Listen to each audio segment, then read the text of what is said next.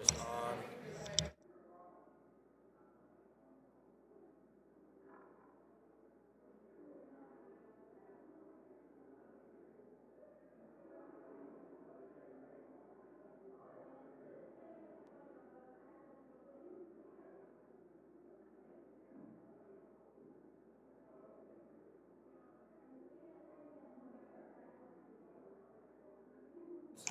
Right.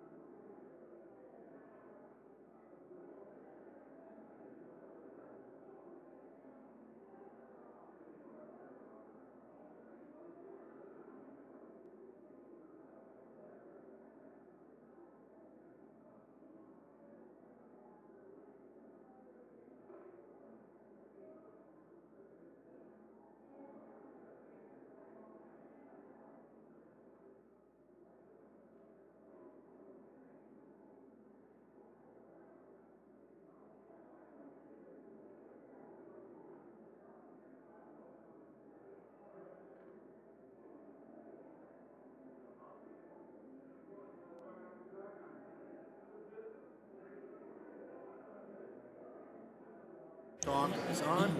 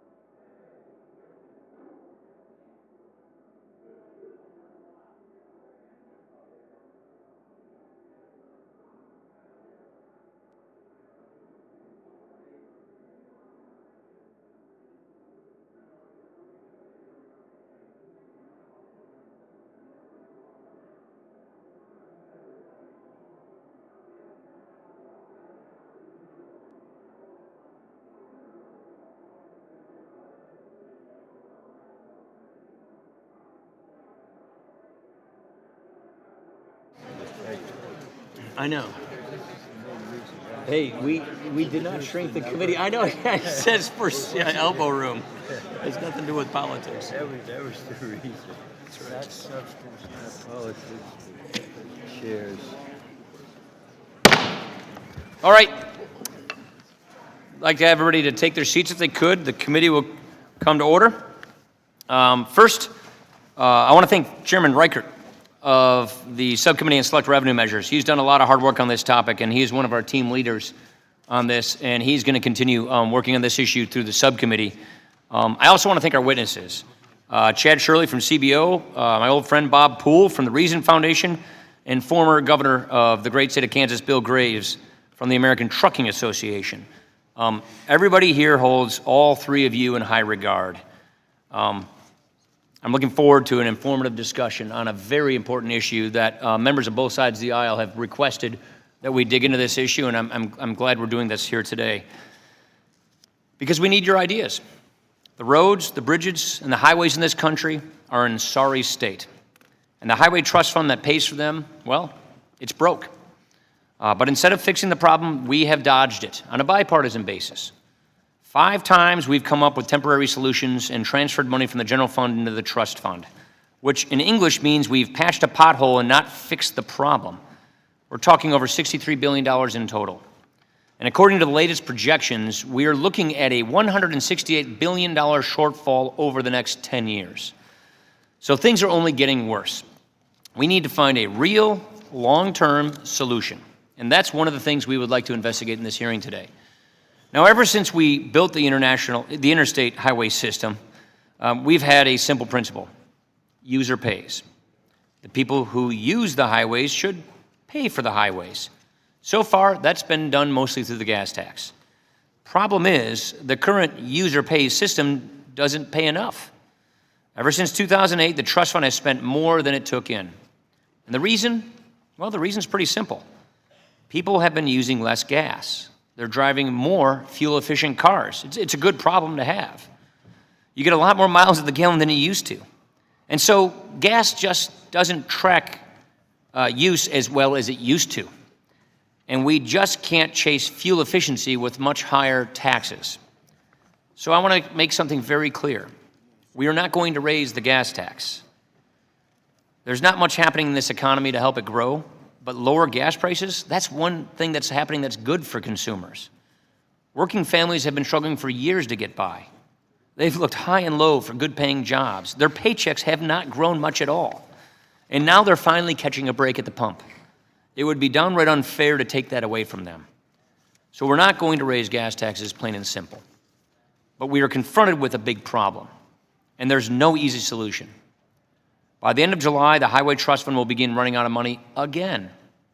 I was hoping last month that we could have extended the Highway Trust Fund to the end of the year to give us the required and appropriate time to come up with a longer-term solution, but that ran into last-minute opposition. It's going to be difficult to reach consensus on a permanent solution, but there are a lot of ideas out there. That's why we're here today. That's why we're having this hearing, to hear more about these ideas.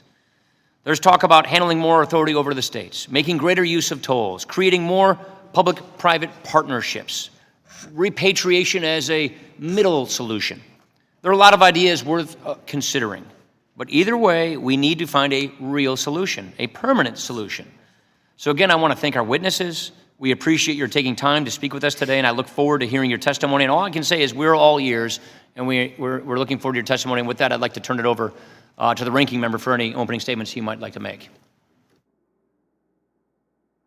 Thank you very much, and welcome. Mr. Chairman, we need to be all ears, but we need action. And we've been sending letters to you. We Democrats really are determined that there be action.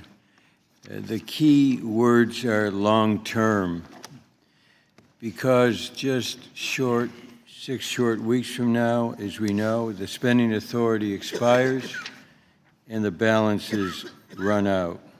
Short-term extensions, there have been 24 to date. And the facts really are startling. The American Society of Civil Engineers gave our national infrastructure a D+ grade. And when it came to my home state, they even took the plus off. It's a straight D. Bridges are in terrible condition, 145,000 of them in every state, and a quarter of them are more than 60 years old. And 2/3 of our highways are in poor or mediocre condition. 2/3. So if safety weren't enough of a factor, economics is. A major 2014 economic report from Standard & Poor's rating agency notes, and I quote, "Each dollar of infrastructure spending, if allocated wisely, translates into much more than that in terms of economic growth." And here's what the report finds. A $1.3 billion investment in 2015 would likely add 29,000 jobs to the construction sector and even more to infrastructure-related industries. That investment would also likely add $2 billion to real economic growth and reduce the federal deficit by $200 million for that year. So inaction is not an option. And this cannot be done on a partisan basis. A long-term infrastructure bill must be a product of our coming together. Mr. Chairman, you and I and all of us on this committee of jurisdiction. And I close with this. All options should be on the table except doing nothing. I yield back. Thank you. Mr. Shirley, why don't we start with you? I want to just mention to all witnesses, the full written testimony will be inserted in the record, and if you can try to confine your remarks to 5 minutes so that we can entertain all the members' questions, we would be much appreciated. Mr. Shirley, we'll start with you. Please turn your microphone on. Thank you very much. Chairman Ryan, Congressman Levin, members of the committee, I appreciate the opportunity to be here today to talk with you about the status of the Highway Trust Fund and options for financing highway construction. In 2014, federal, state, and local governments spent about $165 billion on highways and another $65 billion on transit. About 3/4 of that spending came from state and local governments, and about 1/4 from the federal government. Most of the federal spending comes from money in the Highway Trust Fund. For decades, the trust fund's balances were stable or growing. More recently, however, the amount of money collected from taxes on gasoline, diesel fuel, and other transportation-related items has been less than spending. To address that shortfall, lawmakers have transferred $65 billion from the general fund to the Treasury to the trust fund since 2008. The Highway Trust Fund's current sources of revenue cannot support spending at the current rate. By the end of this fiscal year, CBO estimates that the balance in the highway account of the trust fund will fall to about $2 billion, and the balance in the transit account will fall to about $1 billion. Because of those declining balances, the Department of Transportation would probably need to delay payments to states before the end of the fiscal year. Beyond that, if nothing changes, the shortfall in the trust fund would steadily accumulate in subsequent years. Lawmakers have 3 broad options to address the projected shortfalls in the trust fund: reduce spending from the trust fund, increase revenues credited to the fund, and continue to transfer money from the Treasury's general fund. One option would be to reduce federal spending on highways and transit projects. If lawmakers choose to address the shortfall entirely by cutting spending, all of the receipts credited to the fund during the next year would be needed to meet obligations made during or before 2015. Beyond that, the authority to obligate funds from the highway account would decrease by about 1/3 over the next decade. Similarly, the authority to obligate funds from the transit account would decrease by about 2/3 compared to CBO's baseline. A second option would be to increase the revenues credited to the fund. That could be done in several ways. For instance, one way would be to increase the existing taxes on gasoline and diesel fuel. The staff of the JCT estimated that a 1-cent increase in those taxes would raise $1.7 billion per year. That amount would decline to around $1.5 billion per year by 2025. Increasing those taxes by roughly 10 cents per gallon would eliminate the projected shortfall. Another way to increase revenues would be to impose new taxes on using the highway system, such as one based on vehicle miles traveled. Still another way would be to impose taxes on activities unrelated to transportation. A third option for addressing the shortfall would be to continue to transfer money from the general fund to the Highway Trust Fund. Unless spending were cut or revenues were increased, that would require a transfer of $3 billion before the end of fiscal year 2015. After that, the amounts needed each year would start at $11 billion in 2016 and grow to $22 billion by 2025. The projected shortfall in the trust fund has generated interest in greater use of borrowing by state and local governments or private companies to pay for highways. The federal government encourages borrowing through tax preferences that provide a subsidy for highway financing projects. In addition, the federal government offers loans and loan guarantees to assist with highway financing. Through both of those channels, though, the federal government bears some of the cost of such financing. Despite some prominent examples, the experience with private financing in the United States is very limited. In particular, highway projects that have used private financing have accounted for less than 1% of all spending for highways over the past 25 years. Some of those projects have failed financially because the revenues for the projects were overestimated. Perhaps because of that experience, projects that are now under construction rely less on tolls as a revenue source. More commonly, private partners are compensated from a state's general fund, thus limiting the risk to the private partner that it will not be repaid. As a result, the risk of lower than expected revenues stays with the public sector. Ultimately, borrowing is only a mechanism for making future tax revenues or future user fees available to pay for transportation projects today. It is not a new source of revenues. Borrowing can augment the funds readily available for highway projects today, but revenues that are committed to repaying borrowed funds will be unavailable for new transportation projects or other government priorities in the future. Thank you very much for your time, and I'd be happy to answer any questions. Thank you. Mr. Poole.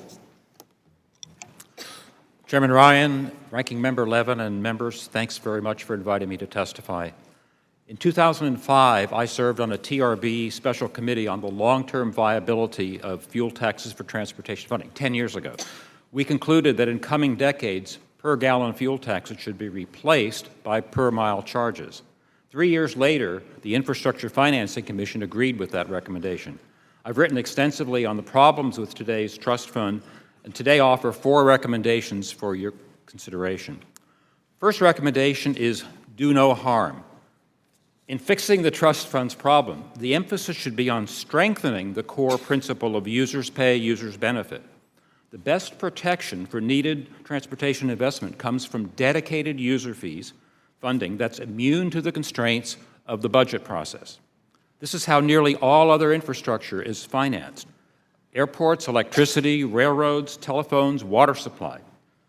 They don't have problems like perennial fights over tax increases. Reliable user fee revenue streams enable long-term revenue bonds to finance major projects rather than funding them piecemeal out of annual appropriations.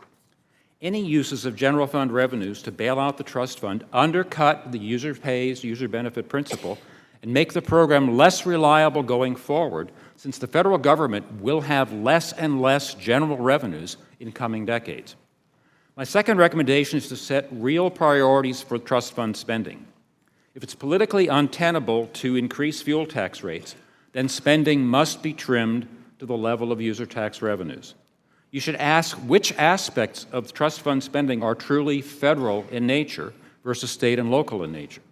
Government agencies across the country are having to review their budgets and separate core programs from many things that are nice to have but are not really core. Congress has an opportunity now to do this or start doing this regarding the trust fund. A couple of examples on this.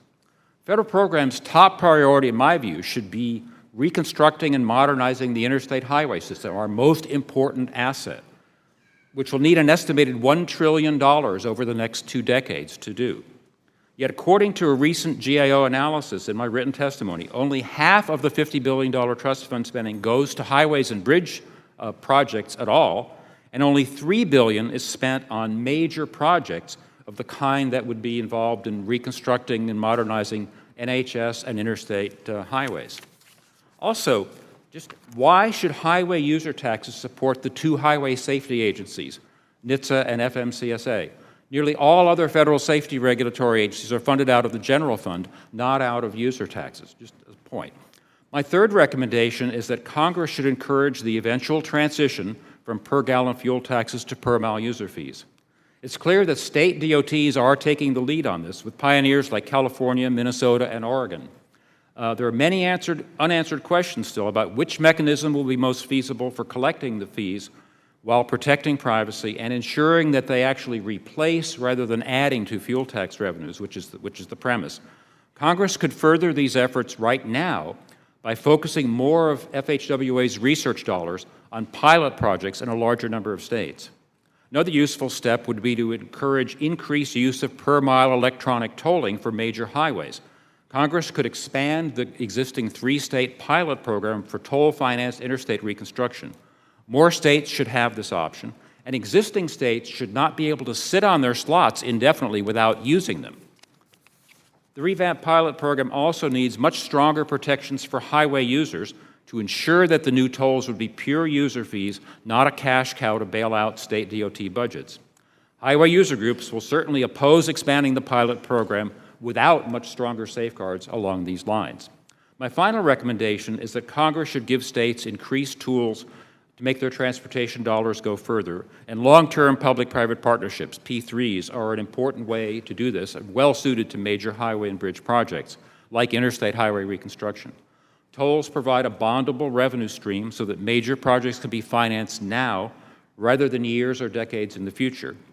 And P3s shift many of the risks of mega projects to the P3 company rather than taxpayers.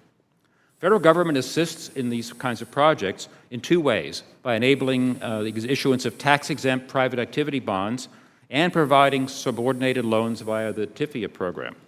The current PABS law only allows $15 billion worth of tax-exempt bonds. Two-thirds have already been used up. So the reauthorization needs to include, we suggest, a doubling of the $15 billion cap to keep that pipeline flowing.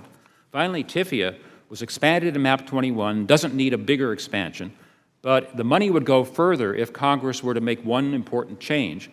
The MAP 21 law increased the maximum TIFIA loan from 33% of a project budget to 49%.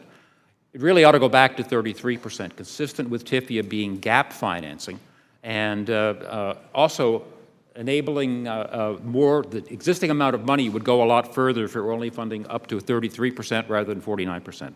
That concludes my testimony. I'm happy to answer questions at the appropriate time. Thank you very much. Governor Graves.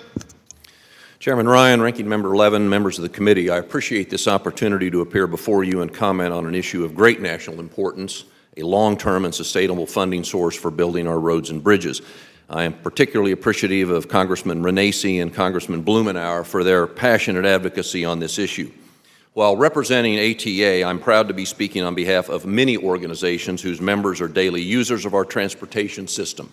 The consequences of failing to act are great, and we stand ready to support you in making the tough choice that lays ahead. While I will speak to ATA's preferred option for sustainable funding, let me say at the outset that almost any policy you adopt that supports a multiple-year program and can be relied upon in the future, we will support. The consequences of inaction are just too great. As we all know, Americans cherish their freedom of mobility to travel in pursuit of economic opportunity, educational training, medical care, or recreational enjoyment. People and products have been moving freely since our nation was founded. That mobility has served as one of the pillars in constructing the interstate highway system, along with the need to efficiently and quickly mobilize our military resources. President Eisenhower got it right when he envisioned this interstate transportation network and all it would do for this nation. In my lifetime, beginning with President Eisenhower, Presidents Reagan, Bush, and Clinton all found a way to successfully enact an increase in the federal fuel tax. But since 1993, Congress and subsequent administrations have been predicting the demise of the fuel tax without ever identifying and successfully advocating for an alternative funding source that would be long-term and sustainable. Today's conversation has been taking place for 22 years, and I believe it's time for Congress to acknowledge in the near term that the fuel tax continues to be the lesser of all the infrastructure funding evils. I believe it's the only funding option that actually makes sense. But over that 22-year period, what has made this challenge even greater is that Americans have been promised over and over again that a fuel tax isn't necessary.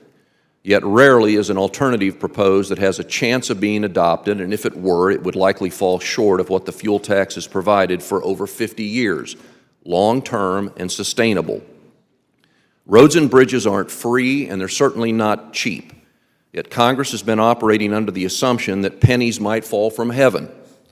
For years, while personally advocating a fuel tax increase, I have been instructed that it wasn't going to happen, that I needed to be thinking outside the box. I've been told to come up with creative financing options to embrace private sector investment or agree to make this problem go away by passing it down to state and local governments.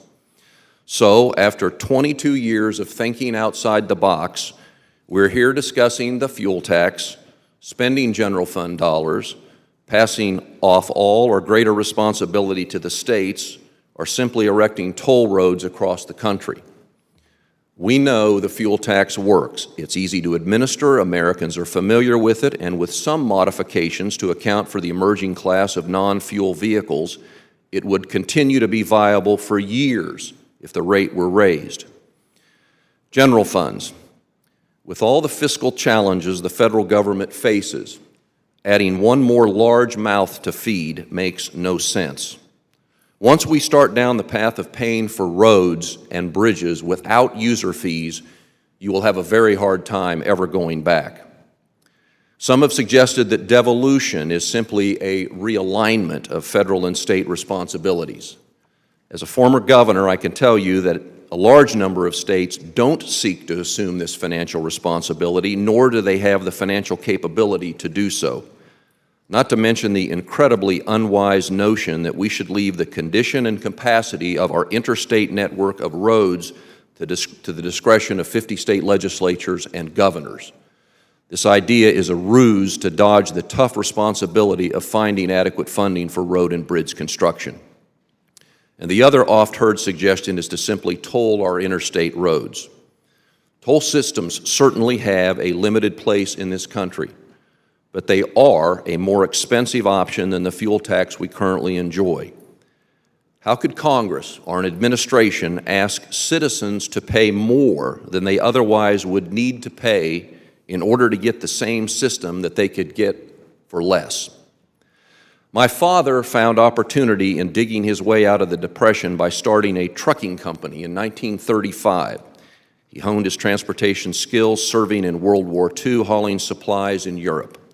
After the war, he built a company that provided economic opportunity for over 2,500 men and women. I'm not just sitting before you as a spokesperson for ATA. I am the son and grandson of truckers, representing men and women who work each day on this nation's highways. Trucks will keep moving America forward, but only if we have a network of roads and bridges for them to travel. And to do that, Congress must find the courage to admit what I believe it already knows. Thank you, Mr. Chairman. Thank you. Let me ask all of you a quick question right now, but start with you, Mr. Shirley. We've had patches for a long time. I'm looking at a list here. We had a patch in 2008, which was an $8 billion general fund transfer. We had 4 patches in 2009. $7 billion was the first one. The 3 subsequent ones were not offset. Then we had 3 patches in 2010 from the general fund, totaling $19.5 billion, and just 3 patches there. So having these temporary patches obviously is no way to run a railroad, no pun intended, but it's something that we're not unfamiliar with. There's been a suggestion that we look for a user pay solution to the trust fund shortfall that can be enacted by the time the next expiration occurs in July. But from all of your testimony, what I'm hearing is that there are several promising options that may realistically require several years to develop and implement in the best case scenario. The point I'm trying to get at is, first, it seems to me a general fund transfer this summer is unavoidable. do any of you think we can enact and Treasury could implement and collect sufficient funds by the end of July to avoid a general fund transfer? Let's start with you, Mr. Shirley, and just go. Thank you. I see, I'm not clear exactly on the time frame of the spend out that the Treasury, that the Department of Transportation is facing on the trust fund, other than we do understand that there would be a need for additional funds in order to prevent delays in payment sometime before the end of the fiscal year. Some of the alternatives that have been proposed to the fuel tax, such as a vehicle miles traveled tax, there are experiments that are in place that in some other states. Those certainly would take some time to put together. If we want to keep the fund full and level financed, level funded, is there any other way than a general fund transfer to do that in the time frame we're talking about with the expiration or the insolvency occurring at the end of July? A general fund transfer certainly would take care of it. Bob? I don't see any way to do that. I mean, you've got a very short-term problem, and I think that's probably the only realistic short-term solution. I'm certainly not going to disagree with CBO and Bob. I think that there's no doubt we're going to see another transfer. Yeah, so the question is, for us here, we don't like transfers any more than anybody else does. We think it's bad for planning, bad for certainty, bad for our transportation strategies. So what we're trying to figure out is, how do we come up with a longer-term solution? We like doing 6-year highway bills. That's the tradition here. That's what our goal and aspiration is. But the other solutions that are out there to replace gas taxes, Bob, you mentioned 3 or 4 of them. Those aren't really ready for prime time yet, are they? I mean, give me a question. Bob, this is for you. Those aren't ready for prime time. How long would it realistically take to take one of these innovative ideas and solutions and get it actually occurring into law? Well, on the mileage-based user fees, I think you really are looking at probably close to a decade of pilot projects and experiments at the state level, possibly some implementation at on a large scale at the state level, to figure out really how to do this in a way that's economical to collect, which I think is possible, that protects privacy and gives users a real choice of method. But we're nowhere near there, and I think if Congress tried to impose a federal one in the next year or two, you'd risk a huge fiasco and tremendous backlash from the motoring public. And I don't think any of us want to go there. So the one thing this reauthorization could easily do the expansion of the Interstate Toll Finance Reconstruction Program with stronger safeguards, and we'll have to have lots of discussions with the ATA about that. But I think that is something that's a near-term possibility, and including the use it or lose it provision for the 3 states that are sitting on their slots and not yet using them. You need to give them a push to actually figure out how to get to yes on this at the state level. But that could start the ball rolling on some major projects. That plus increasing the cap on private activity bonds. Those things would keep the P3 pilot programs, the P3 programs going. $28 billion have been financed in the last decade through major P3 projects in the highway and bridge sector. And a lot more of that is possible if we don't run out of financing ability. Okay, so to continue this thought a little further with you, Bob, so we know that the current financing mechanism isn't really working, and I want to ask you a question about why that is. We know that a long-term solution isn't actionable right now, so we've got to find an interim measure. That's pretty much what this committee, the Transportation Committee, they're the authorizers, they're the ones who determine the things you just discussed. But this committee does the financing in between. So we've got to figure out what the bridge is, the financing bridge. But to the point about why the current revenue system isn't working, let me ask you, we've got federal regulatory policies like CAFE, the corporate average fuel economy standards. They mandate more fuel-efficient cars. So on the one hand, we've got these laws and regulations that mandate more fuel-efficient cars. On the other hand, we've got fuel taxes that are measured on a per-gallon basis. So the farther those gallons can take a car, the less money per mile the taxes raise. So we've got this contradictory Exactly. federal policy. They're going at cross purposes. Exactly. So, also people who drive electronic vehicles don't pay gas taxes. In fact, this committee, I remember, I think 2005, 2006, we have a tax incentive for people to buy electric cars. So we're at cross purposes here. Even if we decided to raise gas taxes, it's just another temporary solution to a long-term problem that doesn't solve the problem. Am I not correct in that analysis? I agree. That's my assessment, certainly. And that was the assessment of the TRB committee 10 years ago, that we were going to be in this situation by about now, and it's going to get worse and worse. That was before the CAFE standards were increased dramatically a few years ago. And they're going to devastate the state and federal transportation budgets over the next couple decades as they fully work their ways out. So we have federal policy colliding with each other, and the casualty is our roads and our bridges. So we're going to have to figure out what's the interim financing bridge to get to this better world of a more accurate, consistent system that doesn't have this contradictory federal policy. There are lots of ideas out there. I don't want to take up all the time because I want to give other members the opportunity. But I thank you very much for your indulgence. Mr. Levin.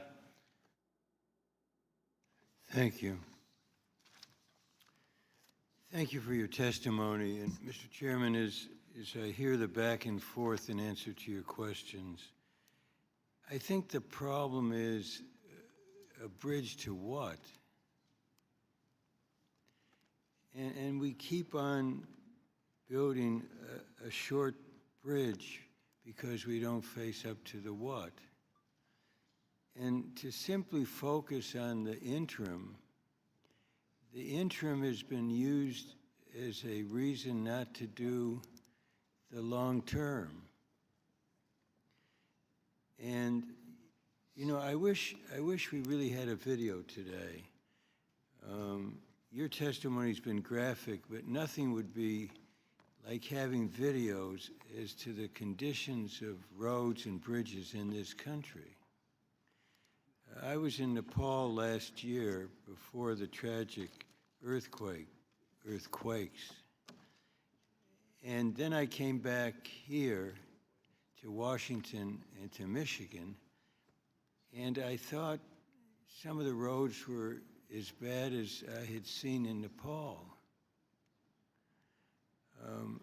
And so I really think the time has come for us to make a basic decision, and that is whether we're going to make one.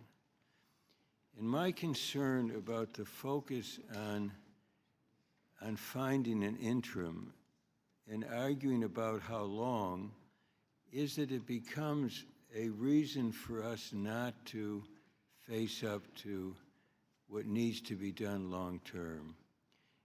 And that's why my suggestion is that we just should not begin to take ideas off the table, because that becomes essentially a stalemating of action. So in my few minutes left, just the three of you, just have a little discussion, or if you want a debate about the premise, user pay, user benefit. The three of you just argue, talk. You've got two and a half minutes. I will briefly start off. The idea of the user pay is that it provides incentives for the users of the highway or the infrastructure to use it more efficiently if they have to pay for the infrastructure. And alternatives that would not be user pay wouldn't contain those incentives. I think another key lesson comes from Europe, where they have gas taxes, but the gas taxes are a general revenue source. And if you compare the amount that comes in gas taxes in Europe, most countries, with the amount they actually spend on surface transportation, they typically take in 2 or 3 times as much in fuel taxes as they do actually invest in the infrastructure. So, I mean, making a direct connection between the users and having the money be dedicated to transportation is critically important. If we lose that, I think we may go the way of Europe and have higher and higher payments and less actual investment because of losing that tie. Congressman, it just feels to me like, for 50 years, this is what our nation has known, that users pay. I mean, people do get that concept. Now, they expect you to deliver programmatically what they're paying for, and I think we have, room to go in that regard. But I think we make a terrible mistake to move away from that concept. And I would also argue that, as Chairman Ryan just mentioned, even another extension, we end up once again reassuring the American public that we don't need to find new sources of revenue. We're just going to go find, clean out the sofa for dimes and nickels and come up with some sort of general fund solution. And everybody is reassured that they're never going to have to increase the user fee. I just think we need to have a more honest discussion with the American public about what's necessary to upgrade and improve this road system. Okay, I close. There's talk about electrification and how that doesn't quite fit with user fees. It's often raised by people who don't support the effort for more electric vehicles. And private activity bonds, I think, need to be looked at. And often it's raised by people who sometimes would propose their elimination. So I think all that shows we've got to face up to this. And we need an interim as long as it's not another excuse for the failure to act long term. And 24 times, is it? That's exactly what's been happening in this country by this Congress, by Congresses, and we need to do much better. Thank you. Thank you. The gentleman's time has expired. Mr. Johnson, you're recognized. Thank you, Mr. Chairman. According to the Wall Street Journal, quote, simply using the taxes that are supposed to pay for highways to pay for highways makes the Highway Trust Fund 98% solvent for the next decade. I'd like to enter this in the record. Without objection. Thank you. Mr. Chairman, I would just note that I've recently introduced legislation by the name of Right of Way for American Drivers Act that would begin to do just that, pay for it. Speaking of the gas tax, some in Washington are calling for a higher gas tax. Mr. Shirley, for the record, isn't it true that a majority of the tax burden of a gas tax increase would fall on hardworking, low-income Americans? Yes or no? A higher relative burden of the gas tax does fall on lower income households compared to higher income households. Okay, I appreciate that. And Mr. Poole, I see you're a big fan of tolls. And I got to tell you, folks back home in Texas most likely drive you off the road because my constituents have had it up to here with tolls. In fact, you can't get out of Plano, Texas without getting on a toll road. North Texas is set to have the largest toll network in the country. So I've actually put out legislation to stop the federal authorization for tolling. Wouldn't you agree that tolling is like a double tax? I mean, folks have already paid for the road with their gas tax dollars, and now they have to pay a toll. Don't you think that's a double tax? I agree. I'm opposed to double payment, and we have supported at Reason Foundation rebates.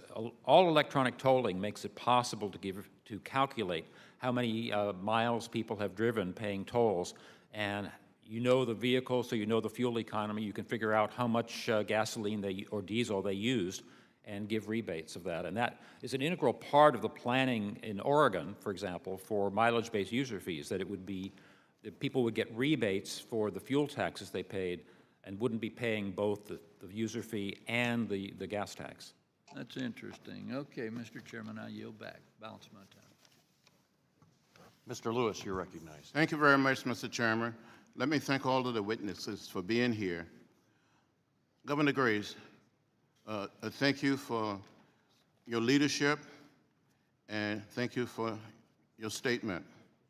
When I first came to Congress almost 30 years ago, I served on the old Public Works and Transportation Committee. And we tried to do something to authorize our transportation needs. Democrats and Republicans came together. We never thought that our roads and our bridges was partisan. We just did it. And there is a need today to come together.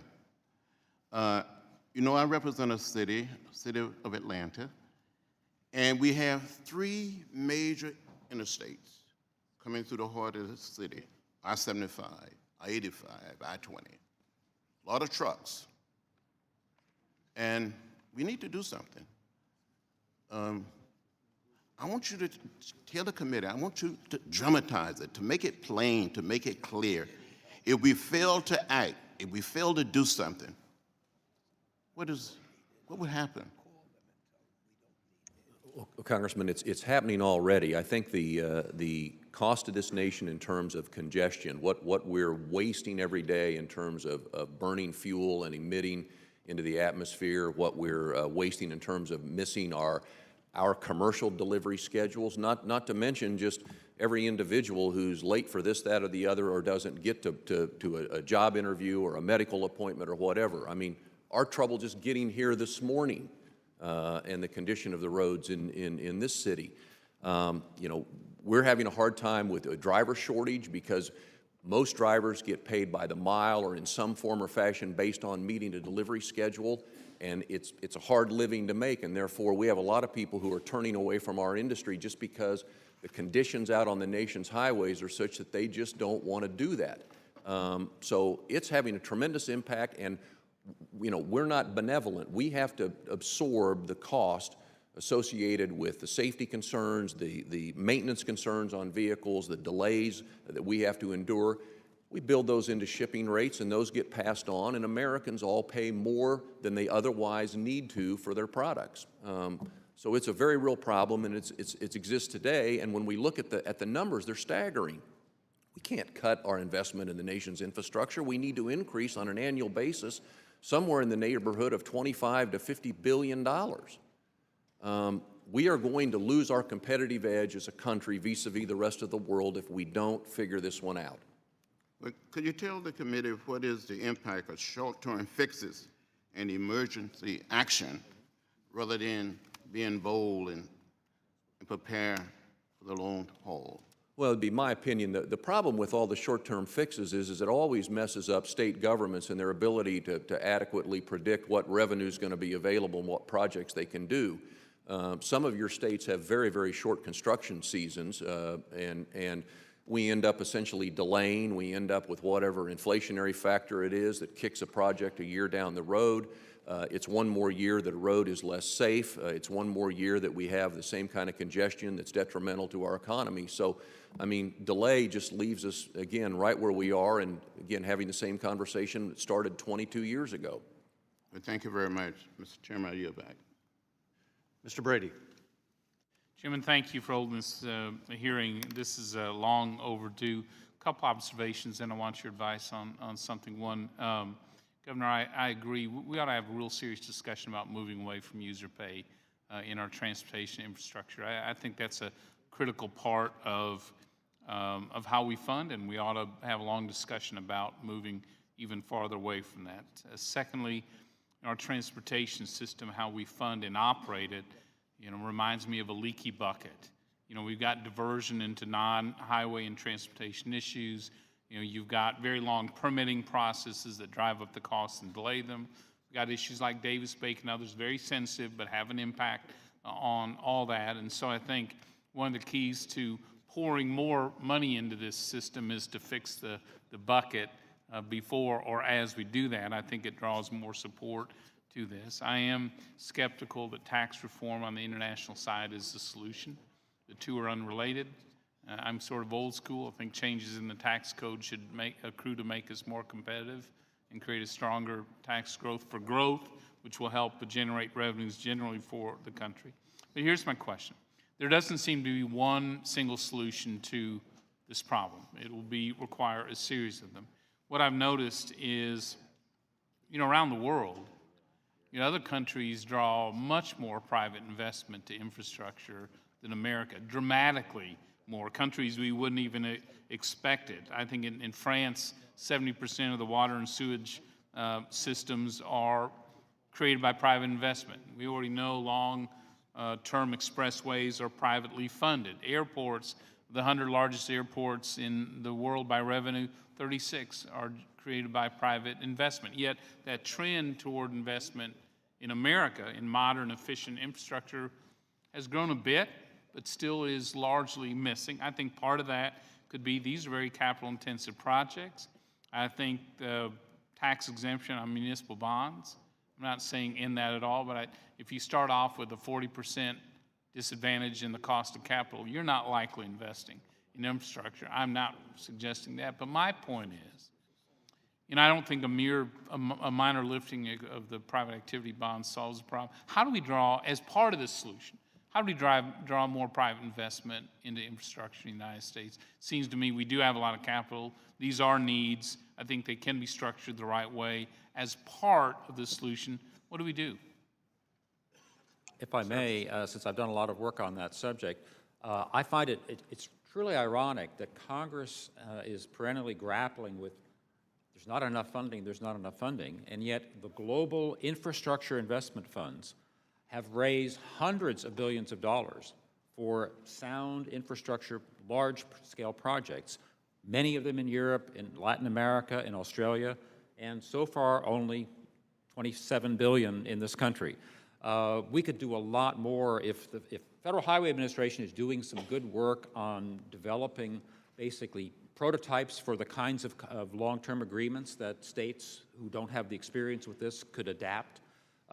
We really need a bigger effort to, it's not the whole solution by any means, I get that. but it's a piece that could go a lot further. And U.S. public employee pension funds like CalPERS and CalSTRS are starting to invest in these kinds of infrastructure projects. They see the long-term, a project that generates revenues in a long, steady, increasing fashion is a very good match for pension fund liabilities. So, and insurance companies have the same kind of long-term investment. We need to figure out how to mobilize more of that capital and get it into in the investment cycle for these kinds of large-scale projects. We're doing that in some of the states, not in the private side, but on the public side.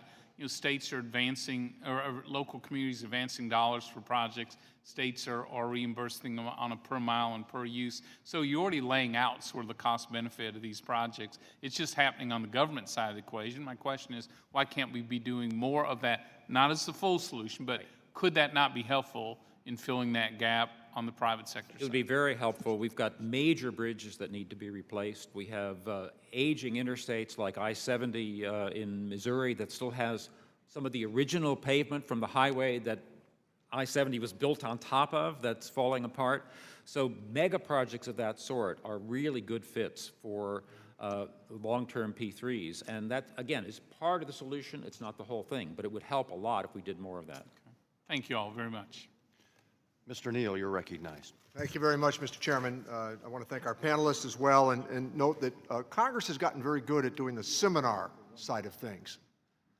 Mr. T-Berry and I, in our respective positions on the Select Revenue Committee some years ago, along with Mr. Blumenauer, we addressed this issue head-on with the American Trucking Association, with the American Chamber of Commerce. We brought in witnesses, and here we are 8 years later in stalemate over the same issue.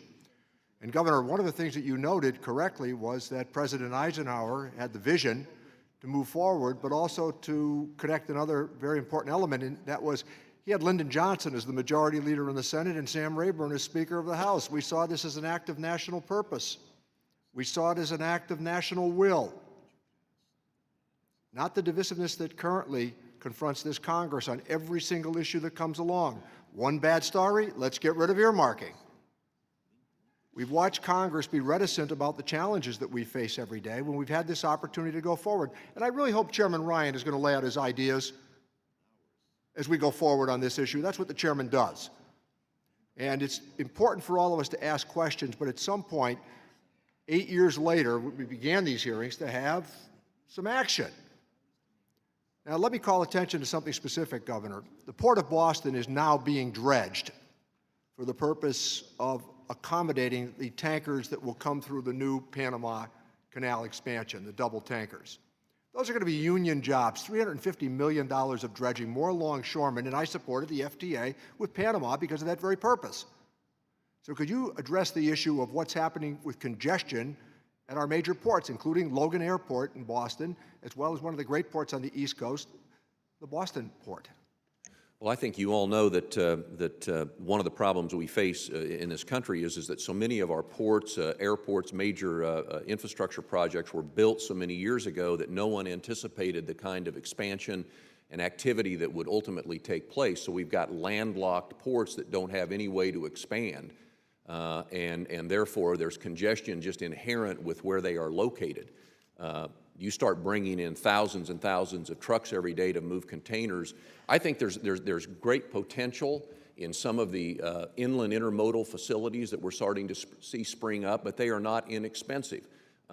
We've had, I hope you all know, the #1 customer of our Class 1 railroads are trucking companies.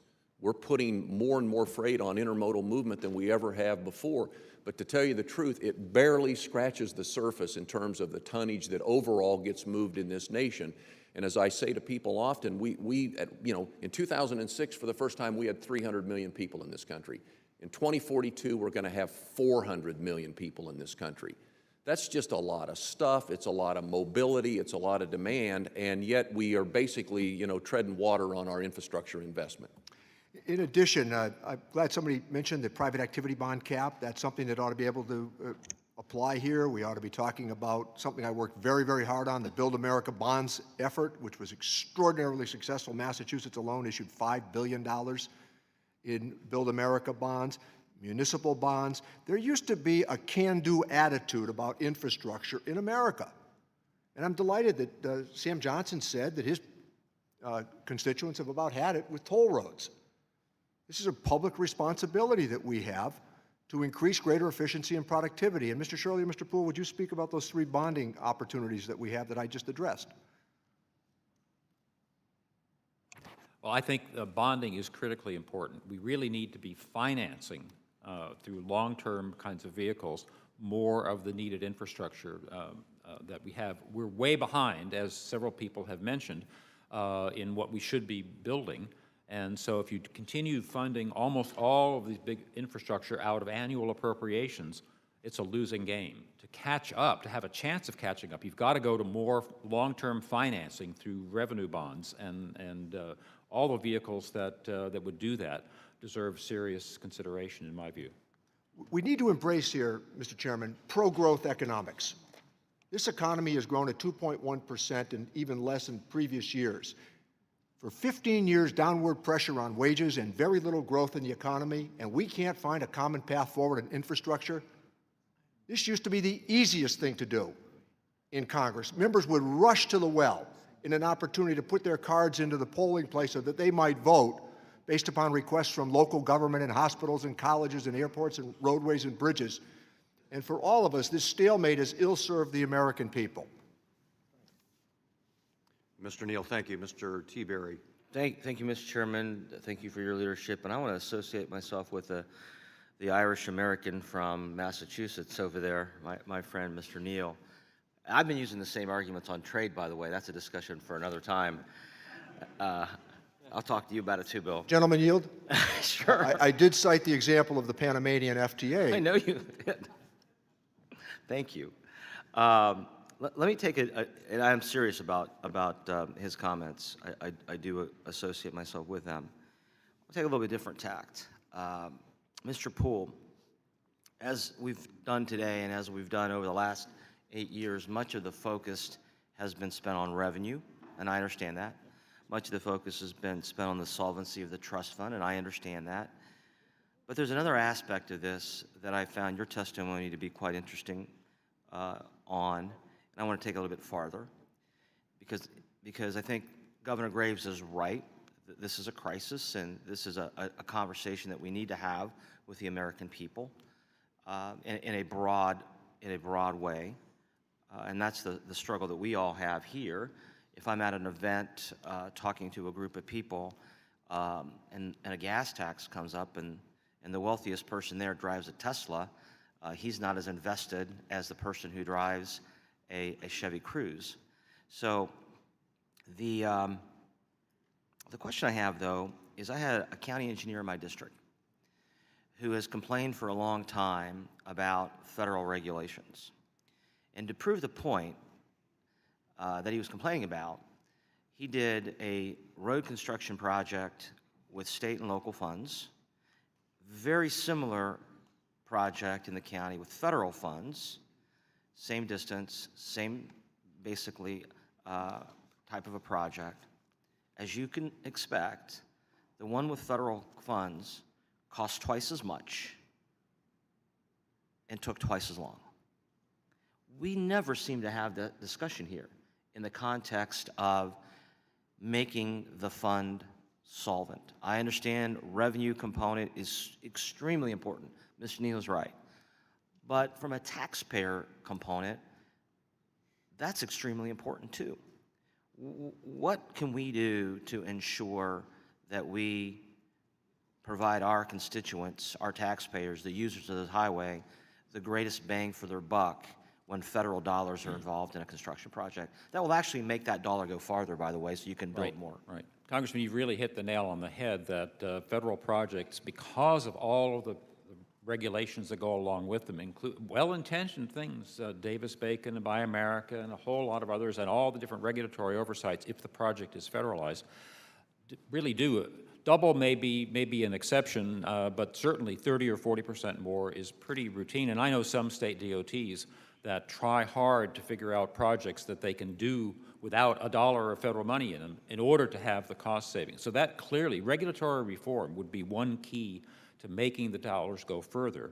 Another, of course, as I've said in my testimony, is to look really hard at what the scope of the Highway Trust Fund is. I mean, there's all kinds of things in there that are nice to have, but aren't necessarily core federal concerns.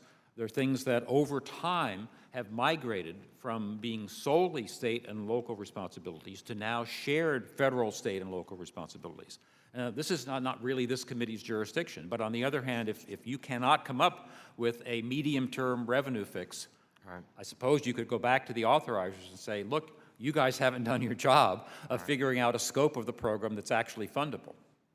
Let me just add one more thing. In my home state of Ohio, the Ohio Department of Transportation has looked inward because of a lack of a reauthorization bill, and they have actually implemented cost-efficient reforms that have redirected some $600 million from their operating budget into capital projects in our state.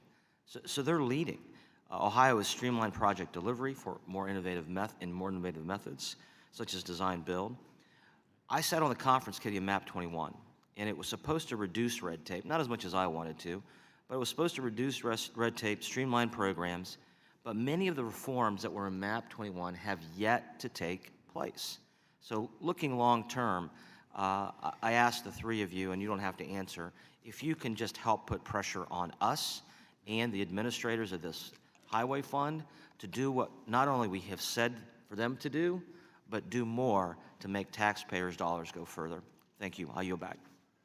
Thank you, Mr. Tiberi. Mr. Becerra, you're recognized.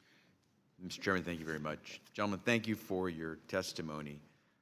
In California, we're told by our state transportation agency that there are about 6,800 bridges that are structurally deficient. That's 1 in every 4 bridges in the state of California. There's also a letter that was recently issued by Caltrans, our state transportation department, that said the following: Caltrans may be forced to shut down ongoing construction due to an inability to absorb the federal shortfalls with state cash in the event that the federal government doesn't move forward with financing the Highway Trust Fund. Governor Graves, let me ask you a question.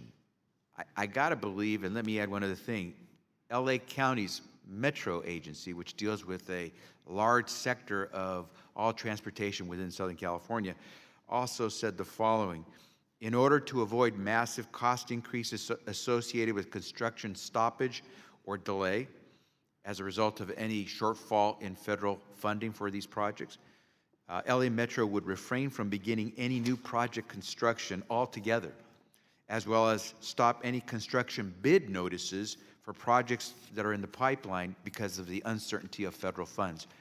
What, Governor, does that do to a state a state government, when it comes to planning its long-term projects, not just in a metro area, but in the entire state, if you've got a federal government for the last several years doing 2-month extensions of funding when you've got long-term, multi-year projects to have to worry about?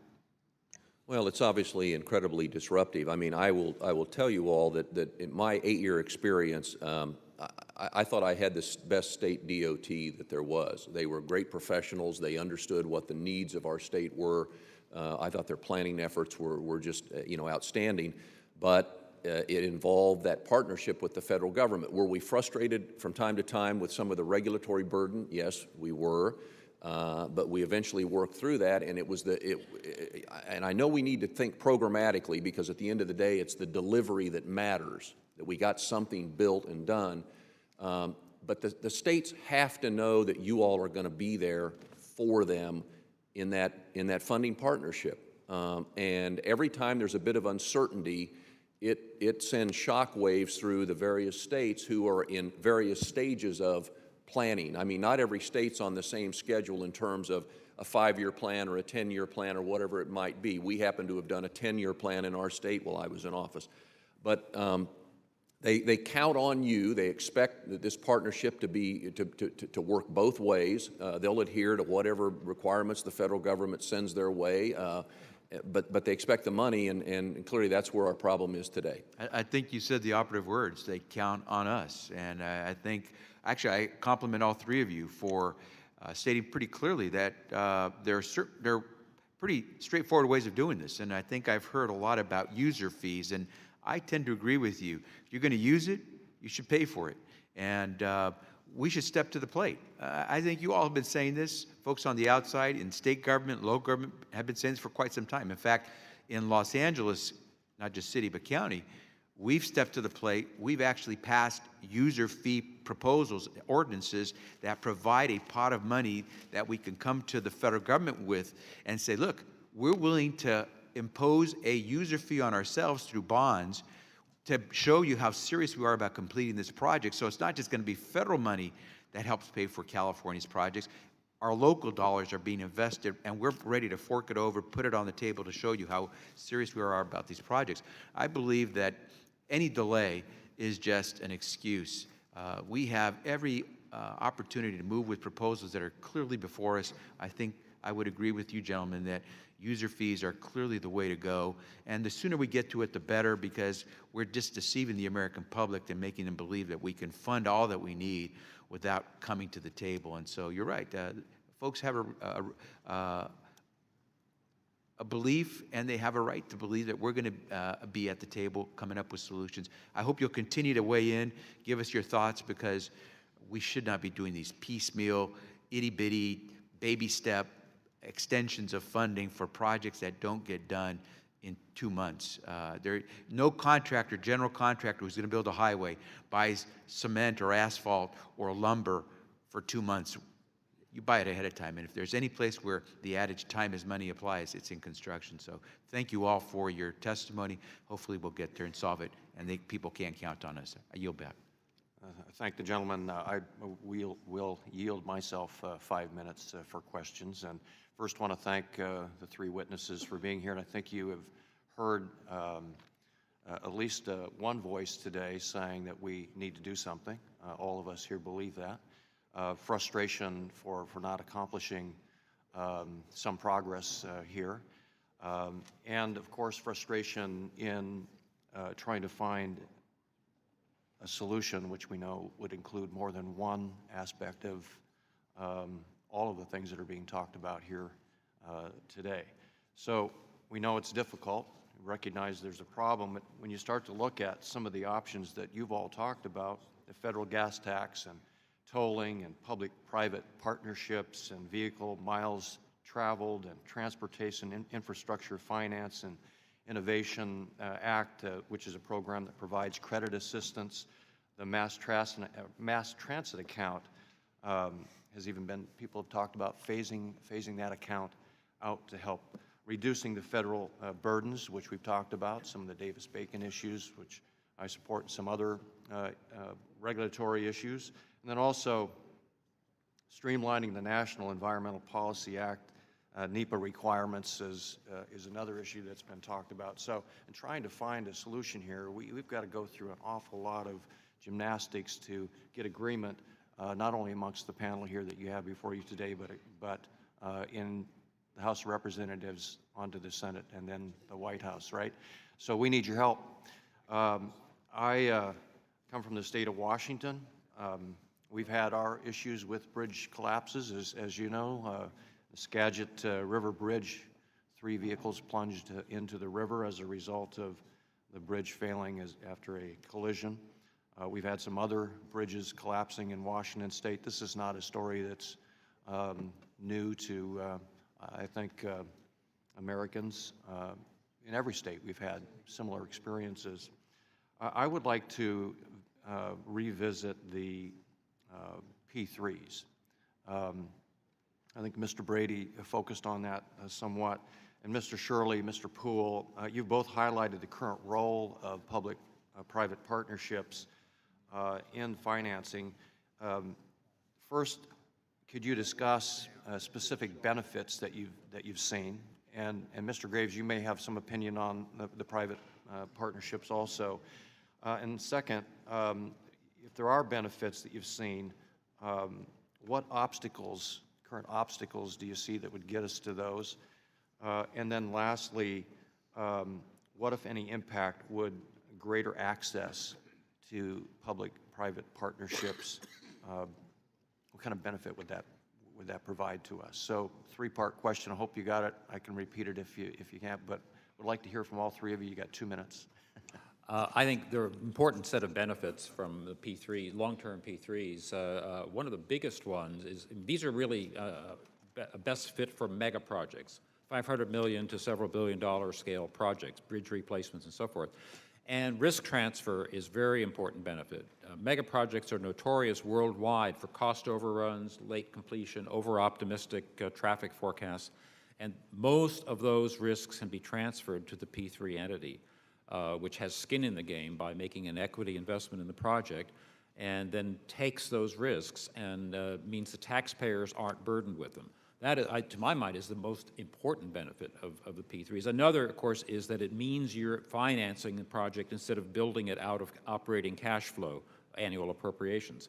We need to do a lot more long-term financing of the major projects, and so P3s are a mechanism to do that. The risk transfer that takes place will depend on the nature of the particular structure of the deal for a P3. I would also point out that in some instances with private financing, there can be incentives to move the project along a little bit more quickly. So we've seen some evidence that some projects come to fruition a little faster with private financing. Mr. Graves. I think, Congressman, it's important to note that P3 generally means a toll project, whether it's a bridge or a road. And since it's a private investment, there is an expectation there's going to be a return on investment. So inherent in that, you at least potentially have some additional costs that otherwise wouldn't be there if the government were doing it on its own. We think P3s have a place in this dialogue. We think certainly there's a lot of bridge projects that they match up nicely on. The experience in this country with a lot of tolled road, private investment in roads is mixed.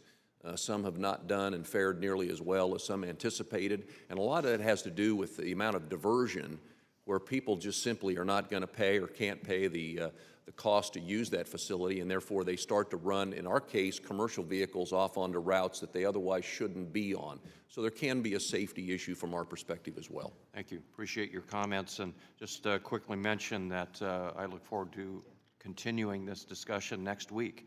We will have a hearing in our subcommittee to further delve deeper into some of the solutions, and we'll see where this investigation takes us. So, Mr. Doggett, you're recognized. Thank you very much, and thanks to each of our witnesses for your testimony. It's been a long time coming. We asked for this hearing at the beginning of this Congress, and now, I don't know, 17, 18 months later, we finally have you here, and I think your testimony has been very helpful. Certainly, Governor Graves, I agree with you that This affects our competitiveness in so many areas of our economy. Our foreign competitors see the tremendous advances that we're making in technology, not just on highways and transportation, but in other areas, and then they take that technology and adapt it, copy it at home, and gain competitive edge over us. And I think that that is a real problem. It cannot help but cause significant harm to our competitiveness if we are not meeting the needs of a 21st century transportation system. I think it's also a security issue. When President Eisenhower developed our interstate system, he recognized the importance of tying the country together and the importance from a security standpoint of having adequate transportation. It seems to me that what is missing from our transportation policy that you've addressed very well is, of course, first and foremost, money, revenue. We cannot build these highways with fairy dust. It takes dollars, and those dollars have not been forthcoming. But a very equally important factor is certainty.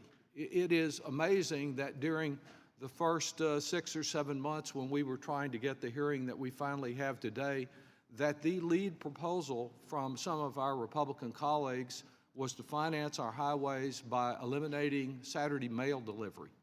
And that and other ludicrous proposals were offered as a way to address needs that are urgent, and that our planners need to be able to know that the funding is not there just for the next 3 or 6 months or even a year, but that it will be there as these significant projects need to be developed. I really live on Interstate 35 between San Antonio and Austin, back and forth, and it is one of the biggest bottlenecks. I think the bridge over the Colorado River in Austin has been listed as #1, but it has plenty of competition around the country as being a major bottleneck, a steady stream of 18-wheelers both ways. It's clearly not just Willie Nelson who's on the road again, but many of my neighbors that are out there, and there's great uncertainty there because you never know when that traffic is just going to completely stop. You can't get to your work, you can't get to pick up the kids, or in my case, simply move from one office to another to meet with constituents.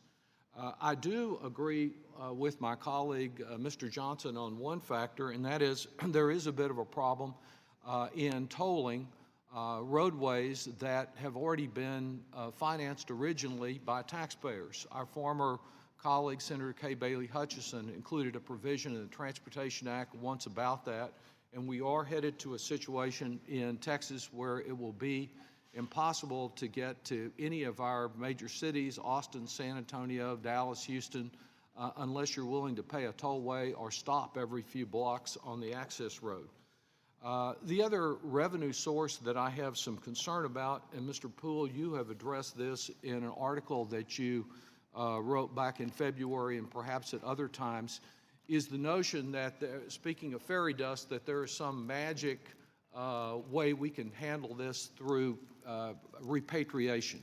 And you looked, I believe, at all of the proposals, the one from the administration, which you described as the most foolhardy, the one from Mr. Delaney, the one for Boxer and Paul, and in February said that you could not support any of them. Is that still correct? That is still my position for the reasons I stated, that it would be another big departure from the user pays principle, which I think is crucially important to strengthen rather than continue weakening. And that a one-time fix, whether it's repatriation or Saturday mail delivery or some other gimmick, would not provide the certainty that's important along with the funding. Yes. And I was pleased to see that our colleague, Dr. Bustanti, was quoted earlier this month in Politico as saying that this is, quote, "it's not a real way to fix the problem of finding the cash for the chronically underfunded highway program." There is a tendency to believe, because we have some corporate tax dodgers that have hidden money that they earned here in the United States in the Caymans or some other tax haven, and they're just dying to bring it back at a nickel or a dime a dollar, which is anyone would love to pay on all of their federal taxes, but only these folks that haven't paid anything in many cases want to bring it back. It's so tempting, even though the cost, when you actually go out and score it, of most of these repatriation proposals, well, as the president told me at one meeting here a year and a half ago in a presentation, he's looked at it and the math just doesn't work. And I don't think it works either for certainty in terms of tax fairness or any other way to be a funding source here. I hope that we can come together. I think there are many people here that are willing to cast some tough votes to provide the revenues needed to fund our transportation system, but it has to be done in a bipartisan way rather than just setting up an argument to attack someone as being for more revenue for an essential public service. And your testimony here today, all three of you, is helpful, I hope, in advancing that, and hopefully we can get an answer sooner than we got this hearing. And Time for the gentleman has expired. thank you. Thank you. Mr. Bustani is recognized. Thank you, Mr. Chairman. I'm really glad we're holding this hearing. This is really an important topic. In my home state of Louisiana, we have two key infrastructure projects that have been on hold. One is the completion of Interstate 49 South. This is a project that's been on the books for 2.5 decades. Now, why is it important? This is the energy corridor for the country. I mean, it links key ports and key energy infrastructure that supplies this country. It's also an important hurricane evacuation route, which is important more locally. And then thirdly, we've got a number of fatalities, rising number of fatalities each year. This is a project that's been on the books, it's authorized, the limitation is funding. We have to fix the problem with funding and financing of infrastructure. Secondly, I have a key bridge on Interstate 10 in a location that's seeing $65 billion in new investment coming in related to energy and trade. This piece of infrastructure is a limitation. The bridge is increasingly dangerous. The maintenance schedule is escalated. We've got to fix this. So, I mean, local cases in point for the necessity. Now, why is it important? The infrastructure is key to address the issues that my friend Mr. Neal talked about, and that is 2% growth. It's just unacceptable in this country. And infrastructure basically serves the key elements of growth, whether it's the energy sector or the international trade and exports.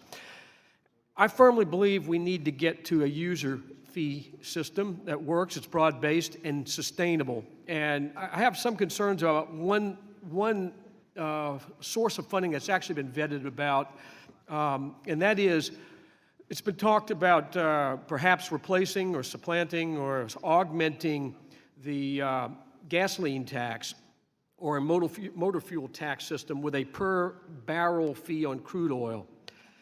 I don't think that's a very good idea for a number of reasons. One, I think it adds additional complexity in how do you in terms of separating out the user fee piece versus consumers of other types of crude-based products that have nothing to do with the highway system. That's a problem. I think it would also cause serious competitive harm. We're now seeing our refineries, for the first time in many decades, being competitive, not only more profitable domestically, but very competitive internationally. I think we would harm that. And finally, I think the per barrel increase that would have to be put in place in terms of a fee like this is somewhere on the order of $10. I don't think that'd be very popular either at a time when we're just starting to see lower oil prices. So I have a concern about that particular method of payment or financing. But I'd be curious to get your input. I don't think it fits the classification of being a broad-based user fee that's sustainable.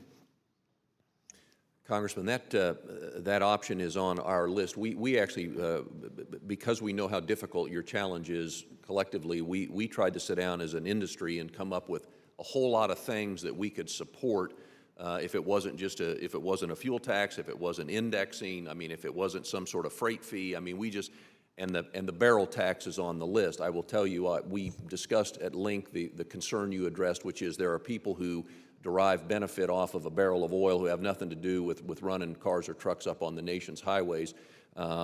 It's at least in our conversation, was there simply because we acknowledge that there's got to be a path forward somewhere, and we didn't want to be at the table being prepared to support whatever you all might grasp as the best path forward. But I recognize the concern on the users of the barrel of oil. Thank you, Governor. Mr. Poole, do you want to comment on that? I agree exactly with your objections. I think it would have all kinds of unintended negative consequences in other parts of the economy and is another departure from the real user pays principle.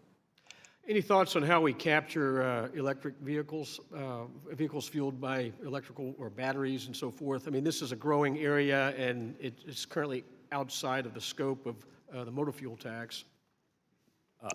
A number of states, a small number, I think maybe less than a dozen, have started putting in an annual fee tied to the vehicle registration fee as a way of recovering something from users of electric and some other types of alternate fuel vehicles. That's a good start, at least. They should pay. They certainly should pay for using the highways.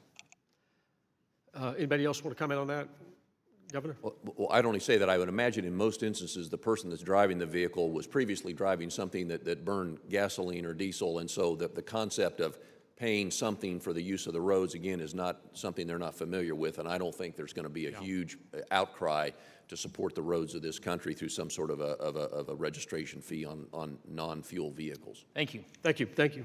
Thank you, Mr. Thompson. Thank you, Mr. Chairman. Thank you for holding the hearing, and thanks to all the witnesses for being here. You've all done a great job. I think there's one thing that we can all agree on, and that is that Congress is failing the American people in our responsibility to help ensure that we have safe and efficient infrastructure upon which to travel and to move our goods.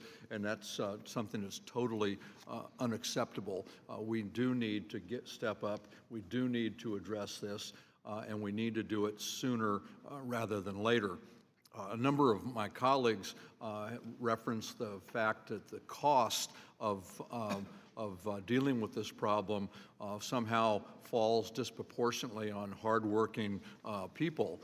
And I guess that it's hard for me to understand why the same concerns aren't voiced when you look at the costs that fall disproportionately on those same hardworking people when it comes to repairing their automobiles.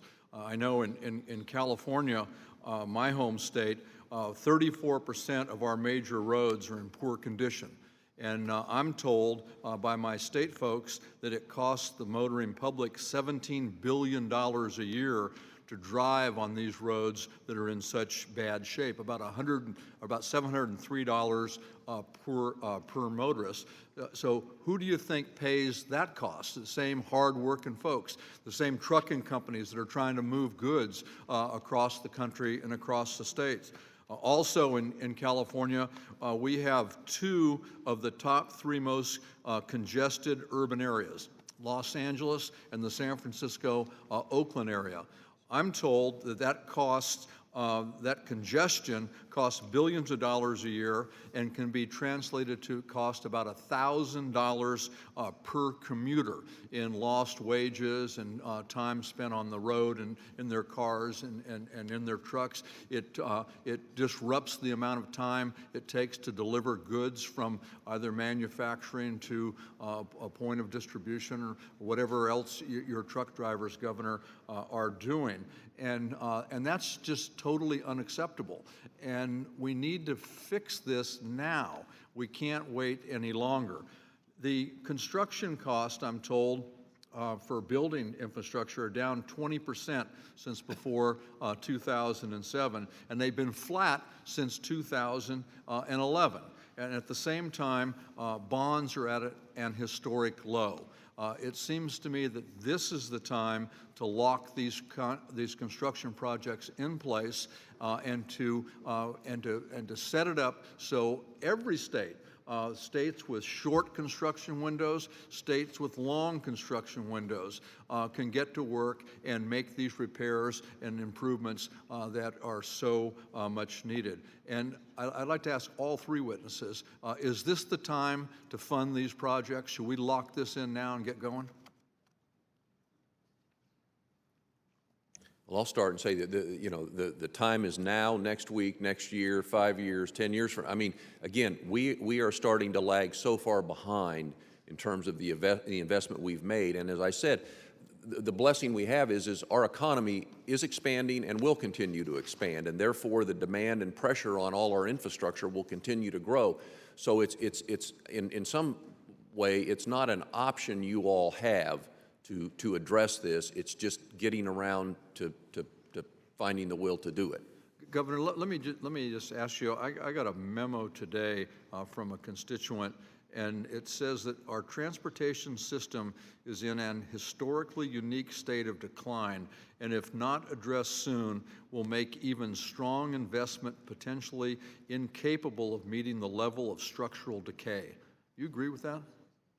I do. I think any of you that have driven in your own communities, your own states, or certainly if you travel much around this country, are seeing the same problems everywhere. The states are doing a great job making an effort to sort of fill that void, and you've seen a number of them take action as of late, but it's a drop in the bucket compared to what the overall demand for investment is.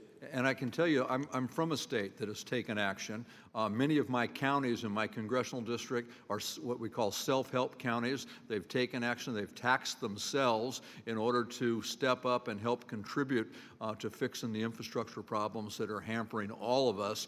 And the only holdback, the only dark spot in all this is the federal government's participation. I know my constituents want this addressed now. They're ready to go, and they see us as failing in our job. Thank you. Time for the gentleman has expired. Mr. Smith. Thank you, Mr. Chairman. Thank you to our witnesses as well.